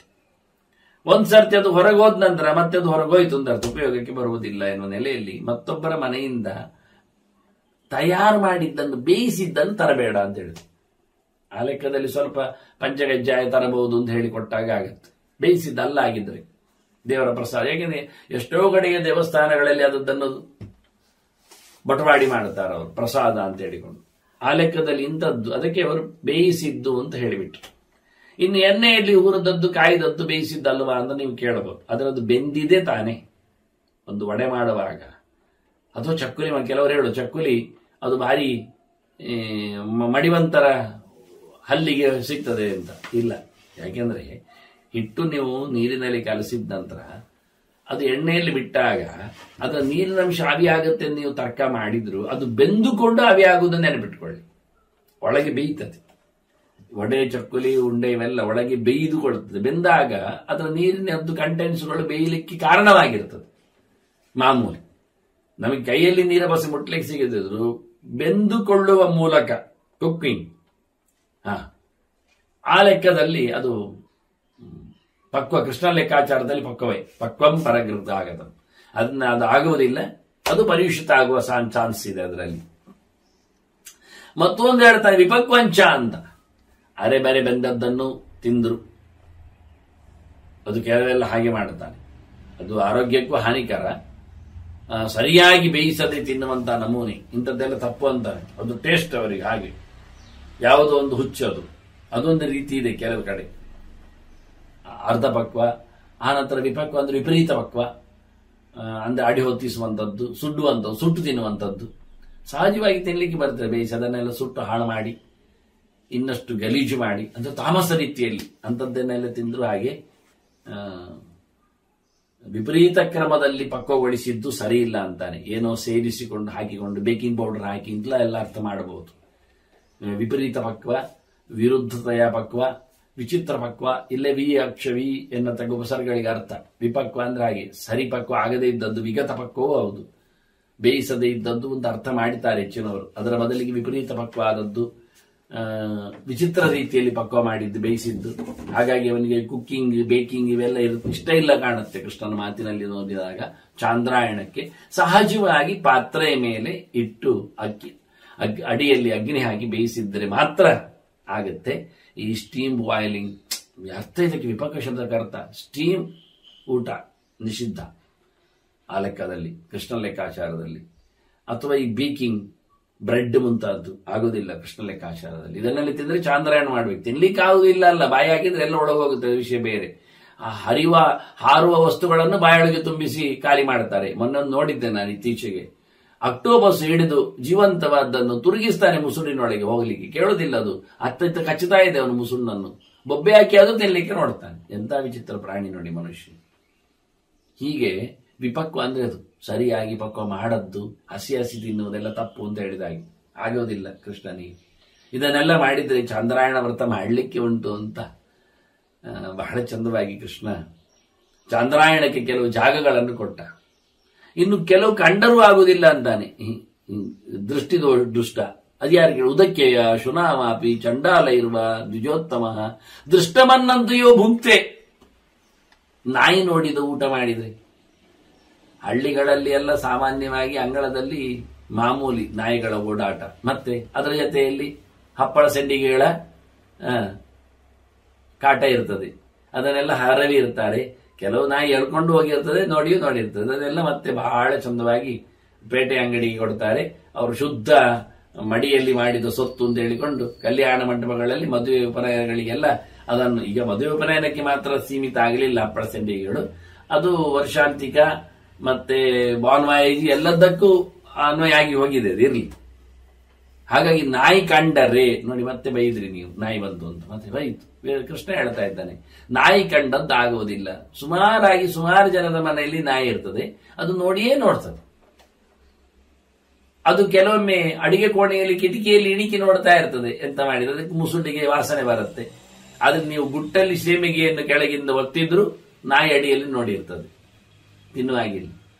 ಮತ್ತೇನು ಮಾಡು? ಹೊರಗೆ ಕೆಲವರು ನಾಯಿಯನ್ನು ಕಟ್ಟಿರ್ತಾರೆ, ಮತ್ತೆ ಹೊರಗೆ ಅಂಗಳದಲ್ಲಿ ಗ್ಯಾಸ್ ಸ್ಟವ್ ಇಟ್ಟು ಅಡಿಗೆ ಮಾಡ್ತಾರೆ. ಆಗ ನಾಯಿ ಹೇಳ್ತಾ ಇರ್ತದೆ ನನಗೊಂಚೂರು ಅಂತ, ಅದು ಕೊಟ್ಟಿರ್ತಾನೆ. ಮತ್ತೆ ನೋಡಿ, ನಾಯಿ ಕಂಡದ್ದು ಮಾತ್ರ ಅಲ್ಲ, ನಾಯಿ ಉಚ್ಚೇಶ, ನಾಯಿ ಶೇಷ ಇದು. ಇದೆಲ್ಲ ಕೃಷ್ಣ ಬೈದೆ ಬಿಟ್ಟ. ಇದರಿಂದ ಸಹಜವಾಗಿ ಹೊರಗಿನಿಂದ ಬರುವ ನಾಯಿಯನ್ನೇ ದೂರ ಮಾಡ್ತಾನೆ ಕೃಷ್ಣ. ಇನ್ನು ಮನೆ ಒಳಗಿನ ನಾಯಿಯನ್ನು ಎಲ್ಲಿ ಹೋಗ್ತಾನ ಅವನು? ಇಡ್ಲಿಕ್ಕೆ ಹೇಳ್ತಾನೆ. ಉದಕ್ಕೆಯ ಅಡಿಗೆ ಕೋಣೆಗೆ ಅವಳಿಗೆ ಯಾಕೆ ಪ್ರವೇಶ ಇಲ್ಲ? ಮುಟ್ಟಾದವಳಿಗೆ ಅಂದ್ರೆ ಅವಳು ಕಂಡ ಆಹಾರ ಇನ್ನೊಬ್ರು ತಿನ್ನುವಂತಿಲ್ಲ, ಇನ್ನು ಅವಳು ತಯಾರು ಮಾಡುದು ಹೇಗೆ? ಯೋಚನೆ ಮಾಡಿ. ಸೂತಕ ಮೃತಕ ಇದ್ದವರ ಮನೆಯ ಅನ್ನ ಊಟ ಮಾಡ್ಲಿಕ್ಕಿಲ್ಲ ಹೇಳಿದವ ಕೃಷ್ಣ. ಅದರಿಂದ ಡಬ್ಬಲ್ ಮೈಲಿಗೆ ಆದವಳು ಉದಕಿ, ಮುಟ್ಟಾದವಳು. ಅದರಿಂದ ಡಬಲ್ ಶಾಸ್ತ್ರ ಪ್ರಕಾರದಲ್ಲಿ ಆಶೋಚವಳಿಗೆ. ಹಾಗಿರುವಾಗ ಅವಳು ಊಟ ಹೇಗಾಗತ್ತೆ? ಅನಿವಾರ್ಯ ಅಂತಾರೆ. ಅನಿವಾರ್ಯ ಅಂದ್ರೆ ಒಮ್ಮೆ ಚಾಂದ್ರಾಯಣ ಮಾಡದವರಿಗೆ ಅನಿವಾರ್ಯ ಏನು ಹೇಳುವ? ಎಷ್ಟು ದೂರ ಹೋಗಿದ್ದೇವೆ ನಾವು ನೋಡಿ. ಸಮಾಜದ ಬಹಳ ಹೆಮ್ಮೆಯ ಬದುಕು ಅಂತ ಹೇಳುತ್ತಾ ತೀರಾ ಸಾಮಾನ್ಯ ಧರ್ಮದಲ್ಲಿಯೂ ನಾವಿಲ್ಲ. ನನಗೊಮ್ಮೆ ಯೋಚಿಸುವುದು, ಇಡೀ ಈ ಪ್ರಪಂಚದಲ್ಲಿ ಮನುಷ್ಯನನ್ನಾಗಿ ಇಂತಹ ಒಂದು ಒಳ್ಳೆಯ ನೆಲೆಯಲ್ಲಿ ದೇವರು ನಮ್ಮ ಸೃಷ್ಟಿಯಲ್ಲಿ ಸಾಧನೆಗಾಗಿ ತಂದಿದ್ರೆ ನಾವು ಎಲ್ಲಿದ್ದೇವೆ ಕೇಳೋದು. ಇಡೀ ಒಂದು ನಮಗೆ ಪೂರ್ಣಾವಧಿ ದೇವರು 100 ವರ್ಷ ಕೊಟ್ಟರು, ನಮ್ಮಲ್ಲಿ ಒಂದು 10 ದಿನದಾದ್ರೂ ಸಾಧನೆ ಆಗಿದೆಯೇ ಪರಿಶುದ್ಧವಾಗಿ? ಯಾಕೆಂದ್ರೆ ಆ 10 ದಿನ ಮಾಡಿದ್ದು ಹಿಂದೆ ಮುಂದೆಯಲ್ಲಿ ಹೇಸಿಗೆಯಲ್ಲೇ ಆಗಿರ್ತದೆ. ಅಂದ್ರೆ ನಮ್ಮ ದೇಹವೇ ಅಶುದ್ಧ ಆದಿದ್ದಾಗ ನಾವೇನ್ ಮಾಡ್ಲಿ ಪ್ರಯೋಜನ? ಚಾಂದ್ರಾಯಣ ಮಾಡಿದ್ರೆ ದೇಹ ಶುದ್ಧಿ ಆಗುವುದಿಲ್ಲ. ಇನ್ನು ಯಾವಾಗ ಚಾಂದ್ರಾಯಣ ಮಾಡಿ ದೇಹ ಶುದ್ಧಿ ಮಾಡಿಕೊಂಡು ಹರೇ ರಾಮ ಹೇಳಿಯವು ನಾವು? ಇನ್ನು ಮುಂದೆ ಹೇಳ್ತಾನೆ ಕೃಷ್ಣ ಮಾಸಕೃತ್ಯಗಳ ಬಗ್ಗೆ ಮಾತಾಡುವಾಗ. ಅರ್ಥವೇ ಆಗುದಿಲ್ಲ, ದೇವರು ಕೊಟ್ಟ ದೇಹ. ಆದ್ರೆ ಕೃಷ್ಣ ಅದನ್ನೇ ಹೇಳಿದ್ದು ಉದ್ಧವನಿಗೆ ಹೇಳುವಾಗ, ಅಯ್ಯ ಈ ದೇಹ ಕೊಟ್ಟಿದ್ದೇನೆ, ಇದನ್ನು ಚೆನ್ನಾಗಿ ದುಡಿಸಿಕೊ. ಯಾವುದಕ್ಕೆ ಹೇಳಿದ್ರೆ ಕಷ್ಟಪಟ್ಟ ಭಗವಂತನ ವಿಚಾರ ಸಂಪಾದನೆ ಮಾಡಲಿಕ್ಕೆ ಅಂತ ಅದ್ಭುತವಾಗಿ ಹೇಳ್ತಾರೆ. ಕೃಚ್ರಾಯ ತಪಸೇ ಚೇಹ ಅಂತ. ಸುಲಭದಲ್ಲಿ ದೇವರ ಯೋಚನೆ ಬರುವುದಿಲ್ಲ, ಮಾಡ್ಲಿಕ್ಕೆ ಆಗುವುದಿಲ್ಲ. ಅನ್ನ ದೋಷ ಇರ್ತದೆ, ಕ್ಷೇತ್ರ ದೋಷ ಇರ್ತದೆ, ಪರಿಸರದ ಆತ ದೋಷಕ್ಕೆ ಬದ್ಧನಾಗ್ತಾನೆ, ಪಾಶಕ್ಕೆ ಸಿಗ್ತಾನೆ. ಎಂತಹದ್ದು ಸಾವಿರಾರು ಸಾವಿರಾರು ಜನ್ಮ ಮನುಷ್ಯಾಣಂ ಸಹಸ್ರೇಶು. ಕೃಷ್ಣ ಹೇಳಿದ್ದೆ ಹೇಗೆ ನೋಡಿ, ಬಹುನಾಂ ಜನ್ಮನಾಮಂತೆ. ನೋಡಿ ಎಂತ ಹೇಳ್ತಾನೆ ಅಂತ. ಎಷ್ಟೋ ವರ್ಷದ ಬಳಿಕ, ಎಷ್ಟೋ ಜನ್ಮದ ಬಳಿಕ, ನಾವು ಎಷ್ಟೋ ಪ್ರಯತ್ನದ ಬಳಿಕ ಈಗೊಂದು ಕೃಷ್ಣ ಅಂತ ಹೇಳುವ ನಾಲಿಗೆ ಹೊತ್ತ ದೇಹವನ್ನು ಪಡೆದಿರ್ತೇವೆ ಅಂದ್ರೆ ಆಗಲೂ ಮದ್ಗತೇನ ಅಂತರಾತ್ಮನ ಮದ್ಭಕ್ತ ಅಂತ ಕೃಷ್ಣ ಗಡಿಗಡಿಗೆ ಹೇಳ್ತಾನೆ. ನನ್ನ ಮೇಲೆ ಮನಸ್ಸಿಡಪ್ಪ, ನನ್ನ ಮಾತು ಹೇಳುತ್ತಾ ಇರು, ನನ್ನ ಪ್ರೀತಿಯನ್ನು ಸಂಪಾದನೆ ಮಾಡಿಕೊ ಅಂತ ಹೇಳ್ತಾನೆ. ಅಂಥವನ್ನು ಮಾಡಬೇಕು ಅಂದಾಗ ನಾವೆಷ್ಟು ದೂರ ಹೋದೆವು ನೋಡಿ. ಅದನ್ನ ಕೃಷ್ಣ ಖಡಕ್ಕೆ ಹೇಳಿದ್ದಾನೆ. ಕೃಷ್ಣ ಹೆಣ್ಮಕ್ಕಳ ಬಾಳಿನ ಕಣ್ಣೀರು ಒರೆಸಲು ಬಂದ ಬಹಳ ದೊಡ್ಡದಾದ ಅವತಾರ ಪುರುಷ ಅಂತ ಹೇಳಿಕೊಂಡಿದ್ದರೂ ಕೃಷ್ಣ ಹೇಳ್ತಾನೆ, ಉದಕ್ಯಯ ಶುನಾವಾಪಿ ಚಂಡಾಲೈ ವಾ ದ್ವಿಜೋತ್ತಮ ದುಷ್ಟಮನ್ನಂ. ಮುಟ್ಟಾಗುವುದು ಹೆಂಗಸೆ ತಾನೆ, ಹೆಣ್ಣೆ ತಾನೆ. ಅವಳು ನೋಡಿದ ಊಟ ಆಗುವುದಿಲ್ಲ ಅಂತ ಕೃಷ್ಣ. ಅಂದ್ರೆ ಅವಳು ಕೊಟ್ಟ ಬೆಣ್ಣೆ ತಿಂತಾನೆ ಹೇಳ್ತೀರಾ? ಆಗಿರುತ್ತೆ ಅಂತೀರಾ? ಎಷ್ಟು ಜೋರಿಲ್ಲ ಕೃಷ್ಣ. ಇಂಥ ಕೆಲವು ಗೆರೆಗಳನ್ನು ಕೃಷ್ಣನದ್ದು ಮಾತಾಡಿಸ್ಬೇಕು ನಾನು. ಬಹಳ ಬಾರಿ ಇದ್ದಿದ್ದು, ಒಂದೇ ಸರ್ತಿ ಏನಲ್ಲ. ನಾಯಿಯನ್ನು ದೂರ ಮಾಡಿದ ಕೃಷ್ಣ. ಇದನ್ನೆಲ್ಲ ಆಚಾರ್ಯ ಮತ್ತು ತಂತ್ರಸಾರದಲ್ಲಿ ದೇವಸ್ಥಾನದ ಇದಕ್ಕೆ ಸಂಪ್ರೋಕ್ಷಣೆಗೆ ಬಂದಾಗ ಹೇಳ್ತಾರೆ.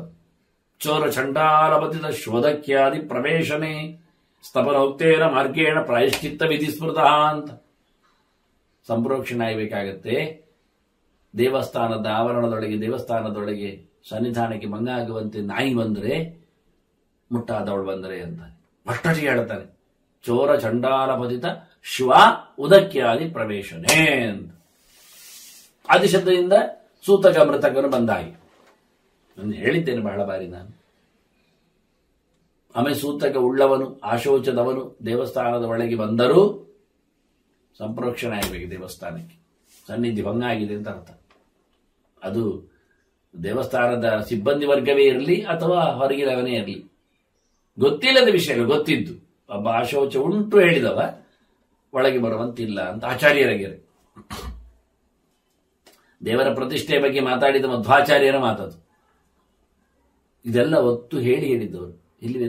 ಇಲ್ಲಿ ಕೃಷ್ಣ ಹೇಳ್ತಾ ಇದ್ದಾನಲ್ಲ, ವ್ಯಾಸರ ಈ ಮಹಾಭಾರತದ ಗೆರೆ ಉದಕೆಯ ಅದೃಷ್ಟಂ ಅನ್ನಂ ಅಂತ. ಅದರ ಮನೆಯಲ್ಲಿ ಅವಳಿದ್ದೇ ಇರ್ತಾಳೆ, ಅದು ಸಹಜ, ಪಿರಿಯಡ್ ಎನ್ನುವುದು ತಪ್ಪಲ್ಲ. ಹಾಗೆ ಅಂತ ಹೇಳಿಕೊಂಡು ಅಡುಗೆ ಕೊಂಡವಳಿಗೆ ಪ್ರವೇಶವೂ ಇಲ್ಲ, ಅಡುಗೆ ಮಾಡುವಂತೆ ಇಲ್ಲ, ಮಾಡಿದ ಅಡುಗೆಯನ್ನು ಉಳಿದವರು ಉಣ್ಣುವುದನ್ನು ನೋಡುವಂತೂ ಇಲ್ಲ. ಅವಳ ತಟ್ಟೆದ ಅವಳು ಊಟ ಅಷ್ಟೇ ಬಿಡಿ. ಅದನ್ನು ನೋಡದೆ ಕಣಮುಚ್ಚಿ ತಿನ್ನುವುದು ಹೇಳಿದ್ದಲ್ಲ, ಅವಳಿಗೆ ಹೇಳಿದ್ದಲ್ಲ. ಅವಳು ಕಂಡದ್ದು ಇನ್ನೊಬ್ಬರಿಗೆ ಆಗುವುದಿಲ್ಲ ಅಂತ. ಆದ್ರೆ ನಾನು ಎಳೆವೆಯಲ್ಲಿ ನೋಡಿದ್ದೇನೆ, ಎಷ್ಟೋ ತಾಯಂದಿರು ಮುಟ್ಟಾಗ್ತಾರೆ, ಸಣ್ಣ ಮಗು ಇರುತ್ತೆ, ಅಂತ ಹೊತ್ತಿನಲ್ಲಿ ಅವರು ಅದಕ್ಕೆ ತಿನ್ನಿಸುವಾಗಲೂ ಅವರು ನೋಡೋದಿಲ್ಲ, ಹೊರಗೆ ಕಳಿಸಿ ಅದಕ್ಕೆ ತಿನ್ನಿಸಿ ಕೊಡು ಅಂತ ಹೇಳ್ತಾರೆ. ಅದಕ್ಕೇನು ಮಣ್ಣಿ ಕೊಡೋದೋ ಇನ್ನೇನೋ ಕೊಡ್ಲಿಕ್ಕಿದ್ರೆ ಹಣ್ಣು ಕೊಡೋದೋ ಇದ್ರೆ ಅವಳ ಕೈಯಲ್ಲಿ ಕೊಟ್ಟು ತಿನ್ನಿಸುವುದಿಲ್ಲ. ಹೊರಗೆ ತಿನ್ನಿಸಿ ಯಾರೋ ಅಕ್ಕನೋ ಅಣ್ಣನೋ ತಮ್ಮನೋ ಅಜ್ಜನೋ ಇವರೆಲ್ಲ ತಿನ್ನಿಸಿ ಅದನ್ನು ಮಾತ್ರ ಕೊಡೋದು, ಮಗುವನ್ನು ಮಾತ್ರ ಕೊಡೋದು. ಇಂಥ ಎಳೆ ಸಣ್ಣ ಹಸುಕೂಸಿನ ಬಗ್ಗೆಯಲ್ಲಿಯೂ ಆಹಾರದ ವಿಷಯದಲ್ಲಿ ಈ ಉಳಿದವರಿಗೆ ಎಚ್ಚರ ಇದೆ. ಅವಳ ತಾಯಿ, ಆ ಮಗುವಿನ ತಾಯಿ ಮುಟ್ಟಾದಾಗಿದ್ದಾಗ ಸನ್ನಿಧಾನ ಬೇಕಿದ್ರು ಇತರ ತಿನಿಸುಗಳಿಗಾಗ ಅವಳ ಕೈಯಲ್ಲಿ ಕೊಡದೆ, ಏನು ಅದ್ಭುತ! ಇವೆಲ್ಲ ಟ್ರೆಡಿಷನ್ಸ್ ಕಲಿಬೇಕಾದ್ದು, ಕಾಣಬೇಕಾದ್ದು, ಅರ್ಥೈಸಿಕೊಳ್ಳಬೇಕಾದ್ದು. ಏಕಾಏಕಿಯಾಗಿ ವಿರೋಧಿಸುವಂಥದ್ದು ಅಂತ ಅರ್ಥ ಮಾಡಿಕೊಳ್ಳದೆ ಅದು ಸಹಜ ಅಂತೇಳಿ ಕುತ್ತಿಗೆ ಮೇಲಿನ ಗೆರೆಯಲ್ಲಿ ಮುಗಿಸದೆ, ಯಾಕೆಂದ್ರೆ ಪ್ರಮಾಣ ಒಪ್ಪಿದ ನಂತರ ಕೃಷ್ಣನ ಮಾತನ್ನು ನಾವು ಕೇಳುತ್ತೇವೆ ಅಂದ್ರೆ ಕೃಷ್ಣನ ಈ ಮಾತನ್ನು ತೂಕದಲ್ಲಿ ಕೇಳಬೇಕು. ಇದನ್ನು ಆಡಿಸಿ ಓಡಿಸಿ ಬಿಡಬಾರದು. ಜನರಿಗೆ ತಪ್ಪು ಕಲ್ಪನೆ ಬರುವಂತೆ ಅದನ್ನು ಹಾಳು ಮಾಡಿಕೊಡಬಾರದು. ಅದನ್ನು ಗೌಜಿಯಲ್ಲಿ ಗದ್ದಲದಲ್ಲಿ ಭಾರಿ ಜೋರಾಗಿ ಅದು ಕಡಾ ತೊಡಿಯಾಗಿ ಕತ್ತಿ ಚುಚ್ಚಿದಂತೆ ಹಾಗೇನಲ್ಲ. ನಾವರೇನು ಗೌರವ ಕೊಟ್ಟಿಲ್ಲ, ಹೇಳಲೇ ಇಲ್ಲ. ನಡೆಯಬೇಕಾದ ಕೆಲಸ ಬಗ್ಗೆ ಕಾಣದಂತೆ ವಹಿಸಿಕೊಳ್ಳಬೇಕು ಎನ್ನುವುದನ್ನು. ಹಾಗೇನಾಯ್ತು, ದೂರ ಉಳಿಬೇಕು ಎನ್ನುವುದು ಅರ್ಥ ಆಯ್ತು. ಕಾಣದಂತೆ ಅಂದ ಅಡಿಕೊಡೆಯಿಂದ ಇರ್ಲಿಕ್ಕಿಲ್ಲ, ಊಟ ಮಾಡುವಲ್ಲಿ ಬರ್ಲಿಕ್ಕಿಲ್ಲ ಏನು ಅರ್ಥ ಆಗತ್ತೆ ಅಷ್ಟೇ. ಸಹಜವಾಗಿ ಅರ್ಥ ಆಗುವುದನ್ನು ಅರ್ಥ ಮಾಡಿಕೊಂಡು ಇದನ್ನು ವೈಜ್ಞಾನಿಕವಾಗಿಯೂ ಒಪ್ಪಿಕೊಂಡಿದ್ದಾರೆ ಅವರು. ಅವಳಲ್ಲಿ ಆಗತಕ್ಕ ಬದಲಾವಣೆ, ಅದರಿಂದ ಆಗತಕ್ಕಂಥ ರೋಗಗಳು, ರೋಗಾಣುಗಳು, ಅದರಲ್ಲಿ ಆಗತಕ್ಕಂಥ ಕೆಲವೆಲ್ಲ ಹೆಚ್ಚು ಕಡಿಮೆಗಳು ಸಾಮಾನ್ಯ ಗಿಡಮರಗಳಿಗೆ ತೊಂದರೆ ಆಗುತ್ತೆ ಅಂತಾರೆ. ರೋಗಿಗಳು ಉದ್ಭವಗೊಳ್ಳುತ್ತಾರೆ ಹೇಳುತ್ತಾರೆ. ಆಪರೇಷನ್ ಥಿಯೇಟರ್ ಅಲ್ಲಿ ಕರೆಯುವುದಿಲ್ಲ, ಇಡುವುದಿಲ್ಲ ಅವರನ್ನು. ಇವನ್ನೆಲ್ಲ ಮಾಡಿಕೊಂಡಿರುವಾಗ ನಾವು ಸಹಜವಾಗಿ ಹೇಳಿಕೊಂಡಂತ ಮೈಯಲ್ಲಿ ಆಗತಕ್ಕ ಬದಲಾವಣೆಯಿಂದ ವಾತಾವರಣದಲ್ಲಿ ಆಗತಕ್ಕಂತಹ ರೇಸಸ್ಸುಗಳಿಂದ ಆಗತಕ್ಕ ಹೆಚ್ಚು ಕಡಿಮೆಗಳನ್ನು ಯಾಕೆ ಒಪ್ಪಬಾರದು? ಅದು ಅನ್ನ ದೋಷವನ್ನು ಹೇಳಿ ಚಾಂದ್ರಾಯಣ ಆಗುವಷ್ಟು, ಅನ್ನ ದೋಷ ಎಷ್ಟು ಕೇಳಿದ್ರೆ ವಿಪರೀತ ಅಂತ ಆಯ್ತು. ಮನುಷ್ಯ ಚಾಂದ್ರಾಯಣ ನೋಡಿದ ಅನ್ನವನ್ನು ಉಣ್ಣುವುದರಿಂದ, ಮುಟ್ಟಿದ್ದಲ್ಲ, ಮಾಡಿದ್ದಲ್ಲ, ನಾಟ್ ಪ್ರಿಪೇರ್ಡ್, ಕೊಟ್ಟದ್ದು ಅಲ್ಲ, ನೋಡಿದ್ದು ದೃಷ್ಟ ನಾಯಿಯಾಗಿ ನೋಡಿ. ಏನ್ ಅರ್ಥ ಹೇಳಿ ನೀವು? ಉದಕ್ಕೆ ಆದ ಇಷ್ಟೆಲ್ಲ ಮಾತಾಡಬಹುದು, ನಾಯಿಯನ್ನು ಹೇಗೆ ಮಾತಾಡ್ತೀವಿ? ನಾಯಿಯ ಕಣ್ಣಿನಲ್ಲಿ ಆಗತಕ್ಕ ನೋಡಿ. ಉಳಿದ ಪ್ರಾಣಿಗಳ ಬಗ್ಗೆ ಹೇಳಲಿಲ್ಲ, ಸಹಜವಾಗಿರುತ್ತೆ ಸರಿ. ಅದು ಮಲ ತಿನ್ನುವುದರಿಂದ ಆ ಪ್ರಾಣಿಯನ್ನೊಂದು ಪ್ರಾಣಿಯ ಯೋಗ್ಯತೆ ಬಗ್ಗೆ ಮಾತಾಡಿ ಕಣ್ಣಿನಲ್ಲಿ ನೋಡುವುದನ್ನು ಏನ್ ಹೇಳ್ತೀನಿ ವೈಜ್ಞಾನಿಕವಾಗಿ? ಉದಕಿ ಬಂದಾಗ ನೋಡ್ಬೇಕಾದ್ರೆ ಸನ್ನಿಧಾನ ಬೇಕು ಸರಿ. ಮುಟ್ಟಾದವಳು, ಅವಳ ಮೈಯಿಂದ ಆಗತಕ್ಕಂಥ ಬದಲಾವಣೆಗಳು, ರೇಸಸ್ಸುಗಳು ಸರಿ ಗೊತ್ತಾಗುವುದಿಲ್ಲ. ಹೇಳಿದ್ದಲ್ಲ ಒಬ್ಬ, ನಾನು ಅವತ್ತು ಹೇಳಿದ್ದೆ, ದನಕ್ಕೊಬ್ಬ ಹತ್ತಿರದಲ್ಲಿ ಅದರ 1-2-3 ಅಡಿ ದೂರದಲ್ಲಿ ದನಕ್ಕೆ ಒಂದು ಪ್ರದಕ್ಷಿಣೆ ಬಂದ. ಅವನ ಮೈಯಲ್ಲಿ ಆದ ಬದಲಾವಣೆ, ಅವನ ಸುತ್ತಲ ರೇಸಸ್ಸುಗಳು, ಆ ಲೈಟ್ ವೇವ್ಸ್ಗಳು ನೋಡ್ಲಿಕ್ಕೆ ಬಂತವರಿಗೆ. ಕಿರ್ಲಿಯನ್ ಫೋಟೋಗ್ರಫಿಯಲ್ಲಿ 1 ಅಡಿ ಉದ್ದದಲ್ಲಿತ್ತು. ಮತ್ತೆ ದನಕ್ಕೆ ಅಷ್ಟೇ ದೂರದಲ್ಲಿ ಮಗ್ಗದೊಂದು ಪ್ರದಕ್ಷಿಣೆ ಬಂದ. ಕ್ರಮ ಪ್ರಕಾರ ಭಕ್ತಿ ಭಾವದಿಂದ ಭಗವಂತನ ಎಲ್ಲ ದೇವತೆಗಳ ಸನ್ನಿಧಾನ ಇದೆ ಅಂತ. ಸೆಕೆಂಡ್ ಟೈಮ್ ಅಲ್ಲಿ ಉಪಕರಣ, ಅವನ ಚಿತ್ರ ನೋಡಿದ್ರೆ ಅವನ ಆರಾಸುಗಳು ಅಷ್ಟು ದೂರ ಆಗಿವೆ, 4 ಅಡಿಯ ದೂರಕ್ಕೆ ಹೋಗಿವೆ. ಮಗದೊಂದು ಪ್ರದಕ್ಷಿಣೆ ಬಂದು ನಿಂತ, ಅದ್ಭುತವಾಗಿದೆ. ಪ್ರದಕ್ಷಿಣ ಕೃತ್ವ ಮತ್ತೆ ಯಾಕೆ ಹೇಳೋದು ಅವ್ರು 3 ಬನ್ನಿ ಹಾಗೆ ಅಂತ? ಇದು ನಡೆದ ಘಟನೆಗಳು, ನೋಡಿಕೊಂಡಿದ್ದಾರೆ, ವೈಜ್ಞಾನಿಕ ಪ್ರೂವ್ ಆಗಿದೆ. ಅದರಿಂದ ಸಂವತ್ಸರವಾದ ಗೋವಿಗೊಂದು ಪ್ರದಕ್ಷಿಣೆ ಬಂದಾಗ ಇಡೀ ಭೂಮಿಗೆ ಪ್ರದಕ್ಷಿಣೆ ಬಂದಷ್ಟು ಪುಣ್ಯ ಬರುತ್ತೆ ಅಂತ ಹೇಳೋ ತಪ್ಪೇನು? ಹಾಗೆ 4-6 ಪ್ರದಕ್ಷಿಣೆ ಬಂದಾಗ ಏನಾಗಿ ನೋಡಿದ್ದಾನೆ ಅವನು. ಎಷ್ಟು ಅವನಲ್ಲಿ ಆರಾಸ್ ಕ್ರಿಯೇಟ್ ಆಗಿದೆ, ಎಷ್ಟು ಸ್ಟ್ರಾಂಗ್ ಆಗಿದೆ, ಎಷ್ಟು ಡಿಸೀಸ್ಗಳು ಸತ್ಯ. ಆಹಾರ ಸ್ಟ್ರಾಂಗ್ ಆದಾಗಿ ಒಳಗಿನ ಡಿಸೀಸ್ಗಳು ಸಾಯ್ತವೆ. ಕ್ರಮಾಗಿ ಸ್ಟ್ರೆಂತ್ ಅವನು ಒಳ್ಳೆ ಪವರ್ ಬರ್ತದೆ. ಅದು ಗುರುತಿಸಿದ್ರು ಅವರು. ಹಾಗೆ ಉದಕಿಯಲ್ಲಿ ಆ ರೀತಿಯಾದ ಬ್ಯಾಡ್ ವೇವ್ಸ್ಗಳು ಕ್ರಿಯೇಟ್ ಆಗ್ತಾ ಇರ್ತವೆ. ಅದು ದಿನಕ್ಕೆ ಹೋದಾಗೆ ಕಮ್ಮಿ ಆಗ್ತಾವೆ ಅವಳಲ್ಲಿ. ಉಳಿದವರಿಗೆ ಅದರದ್ದು ಪರಿಣಾಮ ಬೀರ್ತದೆ. ಅದರಿಂದ ದೂರ ಇಡಿ, ಅದನ್ನು ಕಾಣಬಾರದು. ಇದನ್ನು ನಾಯಿಯಲ್ಲಿ ಹೇಗೆ ಹೇಳ್ತೀರಿ? ದಿನ ಇದು 7 ತಿಂಗಳಲ್ಲಿ ಮಾತ್ರ. ನಾಯಿ 30 ದಿನದ್ದು ಶುನಾ ದೃಷ್ಟಂ, ನಾಯಿ ನೋಡಿದ್ದು ಅಂತ. ಇದನ್ನು ಕಲಿಬೇಕಾದ್ದನ್ನ ಅಭ್ಯಾಸ ಮಾಡಬೇಕಾದ್ದು, ವೈಜ್ಞಾನಿಕವಾದರ ಬಗ್ಗೆ ಚಿಂತನೆ ಮಾಡಬೇಕು. ನಾಯಿಯ ಕಣ್ಣಿನಲ್ಲಿ ನೋಡುವ ವಿಷಯದಲ್ಲಿ ಏನಿರ್ತದೆ, ಹೇಗಿರ್ತದೆ, ನಿಮಗೆ ವೈಜ್ಞಾನಿಕವಾಗಿ ನೋಡಬೇಕಾದ್ರೆ. ಮತ್ತೆ ಅದನ್ನು ಮಲ ತಿನ್ನುವ ಪ್ರಾಣಿ, ಅದು ವಿಷಯವೇ ಬೇರೆ. ಖಾಲಿ ಒಂದು ನಾಯಿಯನ್ನು ಇಟ್ಟುಕೊಂಡಾಗ ಹೇಳುವಂಥದ್ದು ಅದು. ಇಷ್ಟೆಲ್ಲ ಭಾರತದಲ್ಲಿ, ನಾನು ಮಹಾಭಾರತದಲ್ಲಿ ಕೇವಲ ಒಂದು ನಾಯಿಯನ್ನಿಟ್ಟುಕೊಂಡೆ ಒಂದು 100 ಚಿಂತನೆಗಳನ್ನು ಮಾಡಬಹುದು. ಅವರು ಹೇಳಿದ ವ್ಯವಸ್ಥೆಗಳನ್ನು ಕೇವಲ ಮಹಾಭಾರತ. ನೀವು ಪುರಾಣಗಳು, ಸ್ಮೃತಿಗಳು ಮಾತಾಡಿಸುವುದೇ ಬೇಡ. ನಾನು ಕಂಡಂತೆ ಮಹಾಭಾರತವನ್ನಿಟ್ಟುಕೊಂಡು ನಾಯಿ ಕೇಂದ್ರಿತವಾಗಿ ಚಿಂತನೆಗಳು ಎಷ್ಟು ಜೋರಾಗಿವೆ ಅಂತ, ಬಹಳ ಗಡುಸಾಗಿ ಮಾತು ಬಂದಿದೆ. ಉಳಿದ ಪ್ರಾಣಿಗಳ ಜೊತೆಯಲ್ಲಿ ಅಲ್ಲದೆ ಪ್ರತ್ಯೇಕವಾಗಿ, ಇಲ್ಲಿ ನೋಡಿ ಪ್ರತ್ಯೇಕ ಉಳಿದ ಯಾವ ಪ್ರಾಣಿಯನ್ನು ಕರೀಲಿಲ್ಲ ಕೃಷ್ಣ ಆಚೆ ಈಚೆಗೆ. ನಾನಿಲ್ಲಿ ಯಾವುದೇ ವೈಷ್ಣವ ಧರ್ಮದ ಮಾತುಗಳನ್ನೆಲ್ಲ ಜಂಪ್ ಮಾಡಲಿಲ್ಲ. ಕೃಷ್ಣನ ಗೀತೆ, ಮಗದೊಂದು ಗೀತೆ, ಧರ್ಮಗೀತೆ ಅಂತ ಹೇಳಿ ಇದನ್ನು ಆದಷ್ಟು ಚಂದ ಮಾಡಿ ಚಿಂತನೆಯಲ್ಲಿ ಒಪ್ಪಿಸಿದ್ದೇನೆ. ಶಾಂತಿ ಪರ್ವದಲ್ಲಿ ಬೇಕಾದಷ್ಟು ವಿಷಯಗಳು ರಿಪೀಟೆಡ್ ಆಗಿದ್ರು, ಅದು ಇನ್ನೂ ನಾನು ಹೇಳದೆ ಉಳಿದದ್ದಾದ್ರಿಂದ ಅದನ್ನು ಅಲ್ಲಿಯೇ ಬಿಟ್ಟು ಇಲ್ಲಿದ್ದು ಪ್ರತ್ಯೇಕವನ್ನೇ ಇಟ್ಟುಕೊಂಡು, ಹೀಗಾಗಿ ಕೃಷ್ಣ ಹೇಳಿದ ಗೆರೆಗಳು ಬಹಳ ಚೆನ್ನಾಗಿತ್ತು. ಧರ್ಮರಾಜ ಕೇಳಿಸಿಕೊಂಡು ಹೇಳುತ್ತಾನೆ, ಕೃಷ್ಣ ನನಗೆ ನೋಡವನು ಹೇಳುವುದು ಕೃಷ್ಣನ ಕರೆಯುವ ರೀತಿ, ಸರ್ವಭೂತಪತೆ ಶ್ರೀಮನ್, ಸರ್ವಭೂತ ನಮಸ್ಕೃತ, ಸರ್ವಭೂತ ಹಿತಂ ಧರ್ಮಂ, ಸರ್ವಜ್ಞ ಕಥಯಸ್ವನ. ನಮಗೆ ಈಗ ನಾಯಿ ಉದಕಿ ಇವರನ್ನೆಲ್ಲ ದೂರ ಹೇಳಲಿಕ್ಕೆ ಹೋಗಿ ಅವನು ಕೇಳಿ ಧರ್ಮರಾಜ ಹೇಳ್ತಾರೆ, ನೀನು ಎಲ್ಲ ಜಂತುಗಳಿಗೂ ನೀನು ಇಷ್ಟ ಅಲ್ವಾ? ಸರ್ವಭೂತ ಪತೆ ನೋಡಿ, ನರಪತೆ ಅಂತ ಕರೀಲಿಲ್ಲ, ಮನುಷ್ಯ ಅಂತ ಕರೀಲಿಲ್ಲ, ಮನುಷ್ಯನ ಇಟ್ಕೊಂಡು ಹೇಳಲಿಲ್ಲ. ಭೂತ ಅಂದ್ರೆ ಮನುಷ್ಯನೂ ಆಗ್ಬೋದು, ಪ್ರಾಣಿಯೂ ಆಗ್ಬೋದು, ಮರಮಟ್ಟುಗಳು ಆಗ್ಬೋದು, ಎಲ್ಲ. ಭೂತ ಶಬ್ದದಿಂದ ನಾವು ಜಡವನ್ನು ಮಾತಾಡಿಸಬಹುದು ಬೇಕಾದ್ರೆ ಒಂದು ದೃಷ್ಟಿಯಿಂದ. ಮಣ್ಣು, ನೀರು, ಬೆಂಕಿ ಎಲ್ಲ ಅದು ಭೂತಗಳು, ಪಂಚಭೂತಗಳು. ಇಲ್ಲಿ ಸರ್ವ ಹೇಳಿದ್ರಿಂದ ಜಡ ಮಾತ್ರ ಅಲ್ಲ, ಜೀವರನ್ನು ಇಟ್ಟುಕೊಂಡಿದ್ದಾರೆ. ಜೀವರಲ್ಲಿ ಮನುಷ್ಯರು ಮಾತ್ರ ಅಲ್ಲ, ಪ್ರಾಣಿಗಳನ್ನು ತಗೊಂಡಿದ್ದಾರೆ. ಪ್ರಾಣಿಗಳು ಮಾತ್ರ ಅಲ್ಲ, ಮರಮಟ್ಟುಗಳನ್ನು ತಗೊಂಡಿದ್ದಾರೆ. ಅದರಿಂದ ಕೃಷ್ಣನಲ್ಲಿ ಕೃಷ್ಣ ನೀನು ಎಲ್ಲರಿಗೂ ಹಿತ, ನೀನು ಎಲ್ಲರಿಂದಲೂ ನಮಸ್ಕೃತ, ನೀನು ಎಲ್ಲರಿಗೂ ಪತಿ. ನೋಡಿ ಎಲ್ಲಿ ತಾ ತಾ ತಾ ಅಂತ ಹೇಳಿ ನೋಡಿ, ಸರ್ವಭೂತ ಪತೆ ಶ್ರೀಮನ್, ಸರ್ವಭೂತ ನಮಸ್ಕೃತ, ಸರ್ವಭೂತ ಹಿತಂ ಧರ್ಮಂ. ನೋಡಿ ಬೇಕು ಅಂದ್ರೆ ತಾಂತವಾದ ಶಬ್ದಗಳನ್ನೇ ಆಗ್ತದೆ. ಇದೆಲ್ಲ ಕಲಿಬೇಕಾದ್ ನಾನು ಹೇಳುದು. ಕೆಲವೇ ಮಹಾಭಾರತದ ವಾಕ್ಯಗಳು, ಗೆರೆಗಳು ಸಹ ನಮಗೆ ಆಲಂಕಾರಿಕ ಪ್ರಯೋಗಗಳಿಗೆ ಇವನ್ನೆಲ್ಲ ಕೊಡುವುದೇ ಇಲ್ಲ ರೀ. ಕೆಲವರೆಲ್ಲ ಘಟಾನುಘಟಿಗಳೆಲ್ಲ ಅಲಂಕಾರದಲ್ಲಿ ವಿದ್ವಾನ್ನೆಲ್ಲ ಅನಿಸಿಕೊಂಡು ಮೇಲಕ್ಕೆ ಹೋಗಿದ್ದಾರೆ. ಆದ್ರೆ ಅವರಿಗೆಲ್ಲ ಈ ಬಗೆಯ ಮಹಾಭಾರತದ ಪುರಾಣದ ಶ್ಲೋಕಗಳ ಜೊತೆಯಲ್ಲಿ ಈ ಅಲಂಕಾರಗಳು, ಸೊಗಸುಗಳು, ವಿಪರೀತ ಚಿಂತನೆಗಳು, ಧ್ವನಿಗಳು ಇವನ್ನೆಲ್ಲ ಕಾಣಲಿಕ್ಕೆ ಆಗಲಿಲ್ಲ, ಕೊಡ್ಲೇ ಇಲ್ಲ, ಹೇಳಲೇ ಇಲ್ಲ. ನಾವು ಇಲ್ಲೇ ಇದೆ. ಎಷ್ಟೆಲ್ಲ ಅದ್ಭುತವಾದಂತಹ ರಸನದಿಗಳೆಲ್ಲ ಇಲ್ಲೇ ಹರಿದಿವೆ, ನೂರಾರು. ವ್ಯಾಸೋಚ್ಚಿಷ್ಟಂ ಜಗತ್ಸರ್ವಂ ಎನ್ನುವುದನ್ನು ಒಪ್ತಾರೆ ಎಲ್ಲರೂ. ಮಹಾಕವಿಗಳೇ ಸೃಷ್ಟಿಗೊಂಡದ್ದೇ ವೇದವ್ಯಾಸರಿಂದ, ಬಿಡಿ. ಹಾಗಿರುವಾಗ ಹೇಗೆ ಹೇಳುವ? ಅವರದಲ್ಲದೆ ಸೊತ್ತು ಇಲ್ಲ, ಸದ್ದು ಇಲ್ಲ, ಎರಡೂ ಇಲ್ಲ ಯಾರಿಗೂ. ಎಲ್ಲ ಕಾಳಿದಾಸಾದಿಗಳು ಶೈನಾದದ್ದೇ ವ್ಯಾಸರ ಸಬ್ಜೆಕ್ಟ್ ಅನ್ನು ತಗೊಂಡೆ, ಸೊತ್ತನ್ನು ತಗೊಂಡೆ, ಮತ್ತೆ ವ್ಯಾಸರ ಸದ್ದನ್ನೇ ಮಾಡಿ ಶಬ್ದವನ್ನೇ ಕದ್ದು. ಅಗರ್ತಾಯ ಸಂಪ್ರತವು ಇಡೀ ಗೆರೆಯೇ ಕದ್ದದ್ದೇ ಸೀದಾ. ಅದನ್ನು ನಾನು ನನ್ನ ಪರ್ವ ಸಮೀಕ್ಷೆಯಲ್ಲಿ ಹಾಕಿಬಿಟ್ಟಿದ್ದೇನೆ, ಶಿವರಾತ್ರಿಯಲ್ಲಿ ನೋಡಿಕೊಳ್ಳಿ ಯಾವ ಪುರಾಣದ್ದು ಅಂತ ಹೇಳಿ. ನೋಡಿ ಏನ್ ಮಾಡುವ, ಪುರಾಣದ ಗೆರೆಯನ್ನೇ ನಾವು ಅದು ಕಾಳಿದಾಸನದ್ದು ಪೇಟೆಂಟ್ ಹೇಳಿದೆ. ಇದೆಲ್ಲ ಹಾಗೆ ಮುಂದೆ ಬಂದವರು ಹಿಂದಿನವರದ್ದು ಕದ್ದ ನಂತರ ಅವರನ್ನು ಕಬ್ಬೆ ಹಾಕಿ ಮತ್ತೆ ನಾನೇ ದೊಡ್ಡವ ಅಂತ ಹೇಳಿಬಿಡುದು. ಅದರಂತೆ ಇಲ್ಲಿ ಧರ್ಮರಾಜ ಹೇಳ್ತಾನೆ ಕೃಷ್ಣನಿಗೆ, ಕೃಷ್ಣ ನೀನು ಎಲ್ಲರಿಗೂ ಬೇಕು, ನಿನ್ನನ್ನೆಲ್ಲರೂ ಕಾಲಿಡಿತಾರೆ, ಅಷ್ಟೇ ತರದವ. ಅದರಿಂದ ಎಲ್ಲರಿಗೂ ಖುಷಿಯಾಗುವಾಗ ಒಂದು ಮಾತು ಹೇಳಿ ನೋಡುವ, ಗಮ್ಮತ್ತ. ಎಲ್ಲರಿಗೂ ಇಷ್ಟ ಆಗುವಾಗ ಒಂದು ಧರ್ಮವನ್ನು ನನಗೆ ಹೇಳಬೇಕು ನೀನು. ಗೊತ್ತಾಯ್ತು ಧರ್ಮರಾಜನ ಪ್ರಶ್ನೆಯ ಆಂತರ್ಯ ಅರ್ಥ ಆಯ್ತು ಕೃಷ್ಣನಿಗೆ. ಇದು ಶ್ರೀಮಂತರ ಧರ್ಮ ಅಂತಲ್ಲ, ಇದು ಗಟ್ಟಿಮುಟ್ಟಾದವರ ಬಲವಂತರ ಧರ್ಮ ಅಂತಲ್ಲ, ಇದು ವಿದ್ಯಾವಂತರ ಧರ್ಮ ಅಂತಲ್ಲ, ಬುದ್ಧಿವಂತರ ಧರ್ಮ ಅಂತಲ್ಲ. ಇದು ಒಂದು ಸಹಜವಾದ ಈಗ ನಮಗೆ ಸುಲಭ ರೀತಿಯಲ್ಲಿ ಕೃಷ್ಣ ಹೇಳುತ್ತಾನೆ. ಆಯ್ತಾಯ್ತು.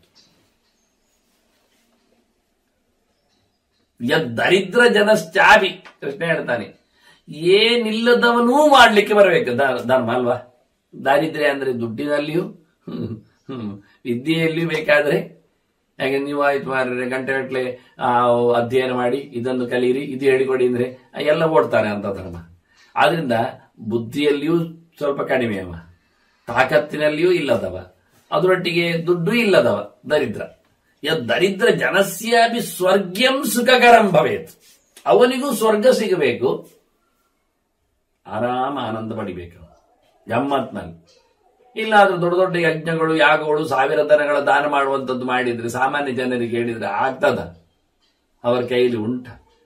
ಬದುಕಿನಲ್ಲಿ ಒಂದು ದಾನ ಮಾಡ್ಲಿಕ್ಕೆ ಅಂದ್ರೆ ಸುಮ್ಮನೆ ಧನವನ್ನು ಕೊಡಬಹುದು, ಅದಲ್ಲ. ಈಗ ಚಿನ್ನದ ಕೊಂಬು ಹಾಕಿ ಬೆಳ್ಳಿಯ ಅದಕ್ಕೆ ಗೆಜ್ಜೆ, ಕುರ, ಉಗುರು ಎಲ್ಲ ಸಿಕ್ಕಿಸಿ, ಕಂಚಿನ ಪಾತ್ರೆ, ಹಾಲು ಕರೀಲಿಕ್ಕೆಲ್ಲ ಇಟ್ಟುಕೊಂಡು ಇದನ್ನೆಲ್ಲ ಆಗುವಂತದ್ದ ಒಮ್ಮೆ ಮಾಡ್ಲಿಕ್ಕೆ? ಇಂಥದ್ದು 1000 ಗಟ್ಟಲೆ ದನ ಎಲ್ಲ ಕೊಡುವುದು ಆಗ್ತದ ಈ ಸ್ವರ್ಗ ಸಿಗಬೇಕಾದ್ರೆಲ್ಲ?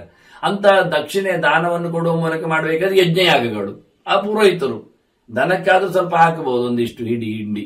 ಈ ಪುರೋಹಿತರಿಗೆ ಹಾಕುವುದು ಎಷ್ಟು, ಎಲ್ಲಿಂದವ? ಅವರಿಗೆಲ್ಲ ಹುಲ್ಲು ಹಿಂಡಿ ಸಾಕಾಗತ್ತ? ಹಾಗಾದ್ರೆ ಈ ದೊಡ್ಡ ದೊಡ್ಡ ಯಜ್ಞಯಾಗಗಳು 4-6 ವೇದಗಳನ್ನು, 4-6 ಅಂದ್ರೆ 4 ವೇದ 6 ಅಂಗ ಅಂತ, ವೇದಾಂಗಗಳನ್ನು ಅರಿತು ಬಂದವರ ಜೊತೆಯಲ್ಲಿ ಹೋರಾಡುವುದು ಹೇಗೆ, ಅವನು ಬದುಕುವುದು ಹೇಗೆ?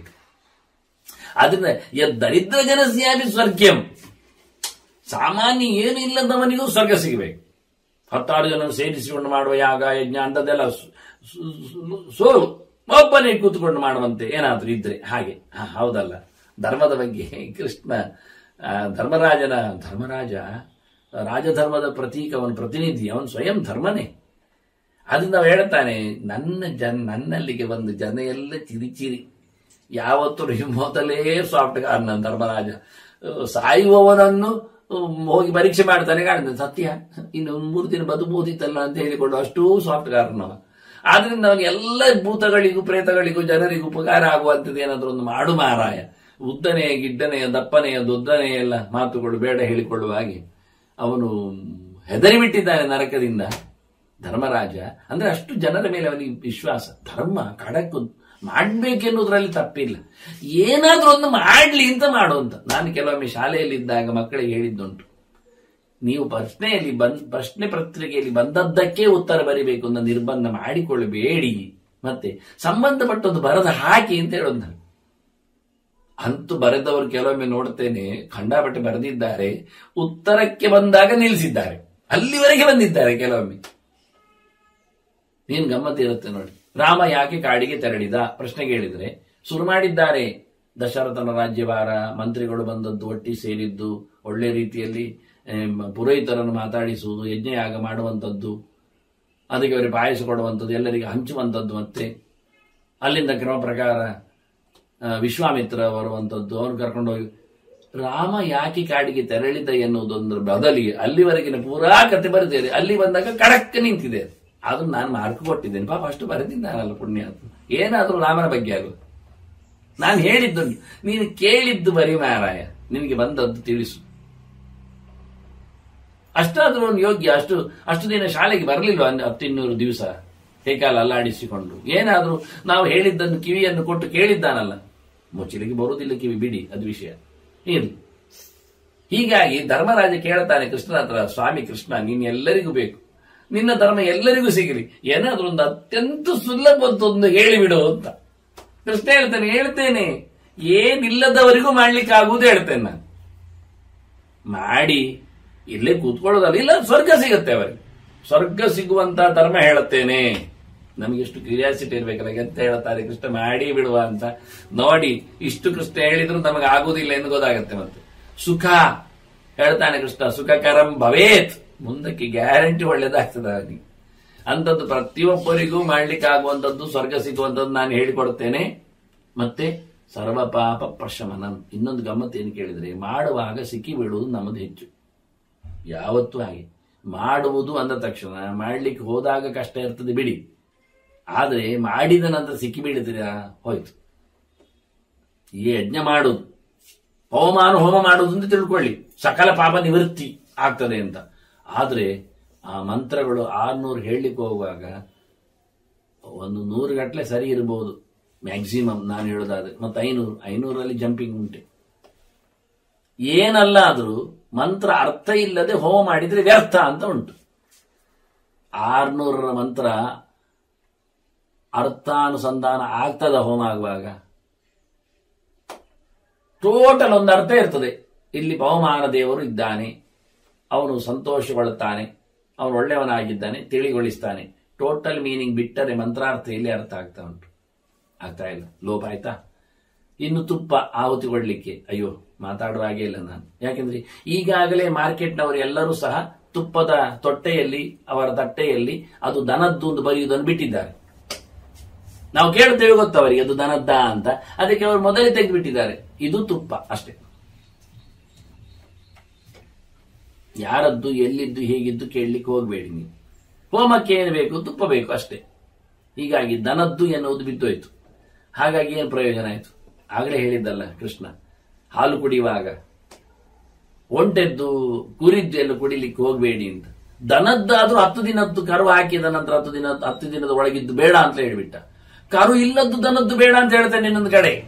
ಗಮ್ಮತ್ತು ಅಂದ್ರೆ ಹಾಗೆ, ಕರು ಸತ್ತೋದ್ರೆ ಯಜ್ಞೋಪಯೋಗಿ ಆಗುದಿಲ್ಲ. ಎಷ್ಟು ಕಷ್ಟ ಉಂಟು. ಪೂಜೆಗೆ, ದನದ ಪೂಜೆ, ಗೋಪೂಜೆಗೂ ಗೋ ಎಂತದ್ದು ಬೇಕು ಅಂತ ನಾನು ಬರೆದಿದ್ದೇನೆ ಪರ್ವ ಸಮೀಕ್ಷೆಯಲ್ಲಿ. ಗೋಪೂಜೆ ಬಂದಾಗ ಹಬ್ಬದ ಹೊತ್ತಿನಲ್ಲಿ ಹೇಗಿರ್ಬೇಕು. ತುಳಸಿ ಗಿಡಕ್ಕೆ ಬರೆದಿದ್ದೇನೆ. ಎಂತದ್ದಕ್ಕೆ ಪೂಜೆ ಮಾಡೋದು? ತುಳಸಿ ಗಿಡ ಆದ್ರೆ ಸಾಕಿ ಪೂಜೆ ಮಾಡಲಿಕ್ಕೆ ಯೋಚನೆ ಉಂಟು, ಬರೆದಿದ್ದೇನೆ ನೋಡಿ ಅಂತ ಪ್ರಮಾಣ ಹಾಕಿದ್ದೇನೆ. ಅದು ಹುಡುಕಿಯಲ್ಲಿ ತುಳಸಿ ಪೂಜೆಯಲ್ಲಿ ಎಷ್ಟು ದಿನ ಆಗಿರ್ಬೇಕು, ಹೇಗಿರ್ಬೇಕು ತುಳಸಿ ಗಿಡ ಪೂಜೆಗೆ ಅಂತ. ಏನ್ ಕಮ್ಮ, ಇನ್ನು ಗೆಲ್ಲು ಕಡದೆಲ್ಲ ನೆಲ್ಲಿ ಪೂಜೆ ಮಾಡ್ಲಿಕ್ಕೆ ಆಗುತ್ತಾ? ತುಳಸಿ ಗಿಡವೇ ಮೇಲೆ ಬೆಳೆಯುವಂತದ್ದಕ್ಕೆ ಲೆಕ್ಕಾಚಾರ ಇದೆ. ಗೋಪೂಜೆಯೇ ದನ ಎಂತದ್ದು ಬೇಕು ಅಂತ ನಮಗೆ ಲೆಕ್ಕ ಉಂಟು. ಫಲ ಬರಬೇಕಾದ್ರೆ ಸಿಕ್ಕಿದ್ದನ್ನೆಲ್ಲ ಗೋಪೂಜೆ ಮಾಡುವುದಲ್ಲ, ಅದ್ರ ನಾಲ್ ತಂದ ಅಗ್ನಿಹೋತ್ರ ನಡೆಸುವುದು ಅಲ್ಲ. ಆದ್ರಿಂದ ಕೃಷ್ಣ ಬಹಳ ಕರ್ಮಾಂಗಗಳಲ್ಲಿ ದೋಷ ಕಂಡಾಬಟ್ಟೆ ಇರ್ಲಿಕ್ಕೆ ಹೋಗಿ ಮಾಡಿದ್ದರಿಂದ ದೋಷವೇ ಜಾಸ್ತಿ, ತಪ್ಪೇ ಜಾಸ್ತಿ ಆಗುತ್ತೆ, ಹಿಂಸೆ ಆಗುತ್ತೆ. ಬೇಕಾದ ಕಟ್ಟಿಗೆ ಇಲ್ಲ, ಸಮಿತಿಗಳು ಸರಿ ಇಲ್ಲ, ಕಾಲ ತಪ್ಪಿರ್ತದೆ. ಮಾಡ್ಲಿಕ್ಕೆ ಹೋದ್ರೆ ಯಜ್ಞ ಮಾಡ್ಲಿಕ್ಕೆ, ಹೋಮ ಮಾಡ್ಲಿಕ್ಕೆ ಹೊಟ್ರೆ ಅಂಗಳದಲ್ಲಿ ಮಾಡಿ ಅಂತಾರೆ. ಅದು ನಾಯಿ ಕಟ್ಟಿರ್ತಾರೆ, ಹಿಂದೆ ಮುಂದೆ ನಿನ್ನೆ ಹಾಗೆ ಉಗುಳಿರ್ತಾರೆ. ಕೆಲಸದವರು ಮನೆಯೊಳಗೆ ಎಲ್ಲ ಮಾಡಿ ಹೋಗಿರ್ತಾರೆ. ಹೀಗಿರುವಾಗ ಹೇಗೆ ಮಾಡುವ? ಮನೆಯೊಳಗೆ ಅದನ್ನೆಲ್ಲ ಕೃಷ್ಣ ಹೇಳ್ತಾ ಬರ್ತಾನೆ. ತುಂಬಾ ಪುರಾಣಗಳ ಗೆರೆಗಳುಂಟು. ಯಾನದಲ್ಲಿ ಕೂತೂಟ ಮಾಡ್ಲಿಕ್ಕೆ ಅನ್ನ, ಇಲ್ಲಿ ದೋಷ ಇಷ್ಟು ಮಾತ್ರ ಹೇಳಿದ್ದು ಕೃಷ್ಣ, ಹೆಚ್ಚು ಹೇಳಲಿಲ್ಲ. ನೀವು ಇದರ 10 ಪಾಲನ್ನು ಪುರಾಣಗಳನ್ನು ನೋಡ್ತೀರಿ ವೇದವ್ಯಾಸ. ಯಾಕೆ ಇದು ಕೇವಲ ಮಹಾಭಾರತ 1 ಲಕ್ಷ ಶ್ಲೋಕ ಚರಿತೆಯ ಜೊತೆಯಲ್ಲಿದೆ. ಪುರಾಣಗಳು 4 ಲಕ್ಷ ಶ್ಲೋಕ ಇದೆ, ಚರಿತೆಯ ಜೊತೆಯಲ್ಲಿ ಹೆಚ್ಚಿಲ್ಲ, ಸಿದ್ಧಾಂತ ಜೊತೆಯಲ್ಲಿ ಹೆಚ್ಚಿರು. ಅಲ್ಲಿ ವಾಹನದಲ್ಲಿ ಕೂತು ತಿನ್ನಬಾರದು ಅಂತ ಹೇಳಿಬಿಡ್ತಾನೆ. ಅಲ್ಲಿ ರೈಲು, ವಿಮಾನ ಎಲ್ಲ ಬಿಸಾಡ್ತಾರೆ. ಈಗೇನು ಮನೆ ರೀತಿಯಲ್ಲಿ ಕಟ್ಟುವುದು, ಟಿ ಮತ್ತೊಂದು ಇನ್ನೊಂದು ಶುರು ಮಾಡಿದ್ದಾರಲ್ಲ, ಎಲ್ಲದಕ್ಕೂ ಹೊಡೆದಿದ್ದಾರಲ್ಲಿ. ಆಸನದಲ್ಲಿಟ್ಟು ತಿನ್ನಬಾರದು ಹೇಳ್ತಾರೆ. ಆಸನ ಅಂದ್ರೆ ಟೇಬಲ್ ಅಂತ ಇಟ್ಕೊಳ್ಳಿ, ಕೂತ ಮೇಜು ಅಂತ ಇಟ್ಕೊಳ್ಳಿ, ಕೂತ ಜಾಗದಲ್ಲೇ ಇಟ್ಕೊಳ್ಳಿ. ಕೆಲವರು ಕೂತಲ್ಲಿ ತಿನ್ನೋದು, ಪಕ್ಕದಲ್ಲಿ ಕೂತಿರ್ತಾರೆ, ಅಲ್ಲೇ ತಟ್ಟೆಟ್ಟು ತಿಂತಾರೆ. ಕುರ್ಚಿಯಲ್ಲೇ ಇಟ್ಟು ತಿಂತಾರೆ. ಕುರ್ಚಿಯಲ್ಲೇ ಒಂದು ಟೇಬಲ್ ಮಾಡಿದ್ದಾರೆ ಎದುರಲ್ಲಿ, ಅದು ರಿಮೂವೇಬಲ್, ಅದರ ಮೇಲೆ ಇಟ್ಟು ತಿನ್ನುವಂತಿಲ್ಲ. ಯಾನದಲ್ಲಿ ಬಾಯಿ ಪಟ್ಟು ಹೇಳ್ತಾನೆ, ವಾಹನದಲ್ಲಿ ಅಂದ್ರೆ ಗಾಡಿಯಲ್ಲಿ ಹೋಗ್ತಾ ತಿನ್ಲಿಕ್ಕಿಲ್ಲ. ಅಂದ್ರೆ ರೈಲು ಊಟಕ್ಕೆ ಹೇಳಿದ್ದೇ ಅಲ್ಲ, ವಿಮಾನ ಊಟವನ್ನು ಮಾಡುವಂತೆ ಇಲ್ಲ. ಇಂಥದ್ದೆಲ್ಲ ಭಾರಿ ಉಂಟು.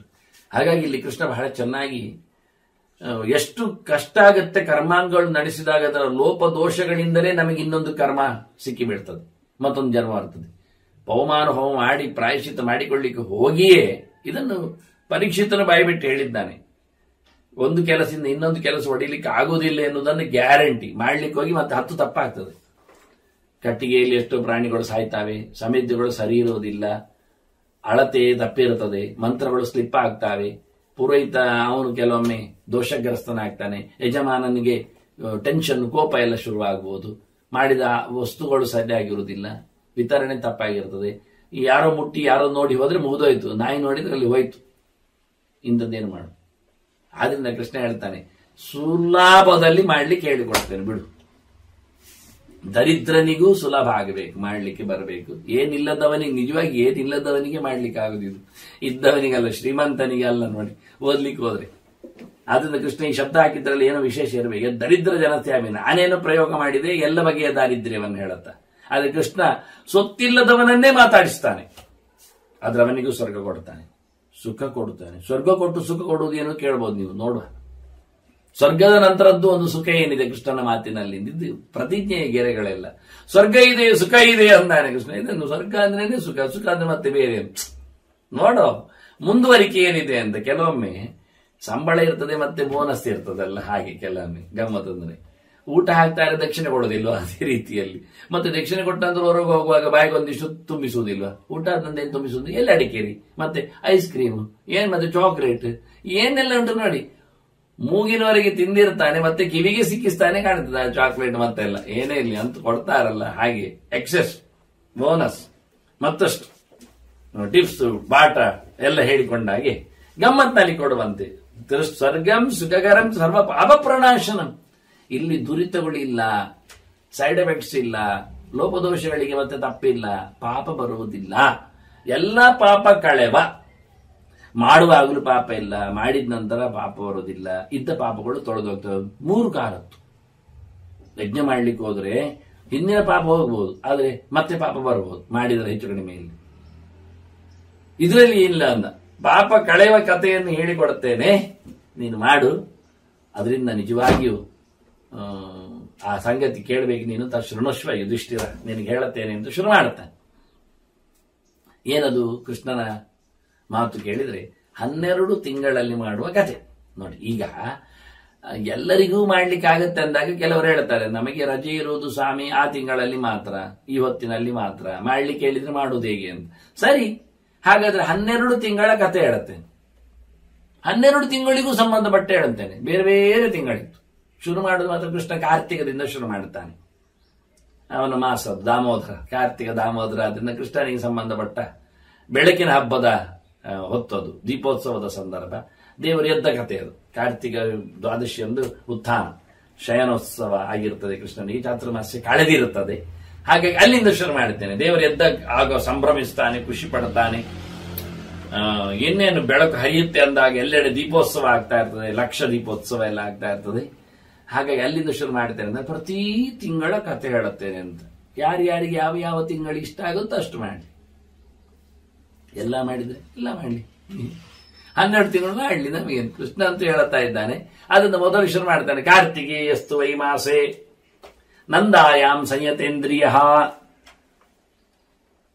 ಏಕ ಉಕ್ತೇನ ಮದ್ಭಕ್ತ ಮಾಸವೇಕಂತೂ ವರ್ತತೆ. ನಾನು ಅನೇಕ ವ್ರತಗಳ ಬಗ್ಗೆ ಹೇಳಿದ್ದೆ ಹಿಂದೆ, ಅಧಿಕ ಮಾಸದಲ್ಲಿ ಬಂದಾಗ. ಅದರಲ್ಲಿ ಏನು ವಿಶೇಷ ಇತ್ತು ಕೇಳಿದ್ರೆ ಅನೇಕ ವ್ರತಗಳು ಬಂದಿವೆ. ಅದರಿಂದ ಇಲ್ಲಿಯೂ ಕೃಷ್ಣ 12 ತಿಂಗಳ ವ್ರತಗಳ ಬಗ್ಗೆ ಮಾತಾಡ್ತಾನೆ. ಇದನ್ನೆಲ್ಲ ನಾನೇನು ಹೈಲೈಟ್ ಮಾಡಲಿಲ್ಲ, ಯಾಕೆಂದ್ರೆ ಇದು ಮಹಾಭಾರತದ ಪ್ರವಚನ. ಮಹಾಭಾರತದಲ್ಲಿ ಬಂದೇ ಬರ್ತದೆ ಹೇಳಿ ಅದನ್ನು ಬಿಟ್ಟೇ ಬಿಟ್ಟಿದ್ದೆ. ಅದು 33 ಬೇರೆ, ಅದು ಅಪ್ಪದಾನ. ಇಲ್ಲಿ ಮತ್ತೆ ಇನ್ನೊಮ್ಮೆ ಅಧಿಕ ವಾಸ ಬಂದಾಗ ಮತ್ತೊಂದು 33 ಬೇರೆ ಹೇಳ್ತೇನೆ, ಅದು ಅಪ್ಪದಾನ. ಈ ಅಪ್ಪ ಒಂದ್ಸತ್ಯ ಆಯ್ತಲ್ಲ ಅದನ್ನಷ್ಟೇ.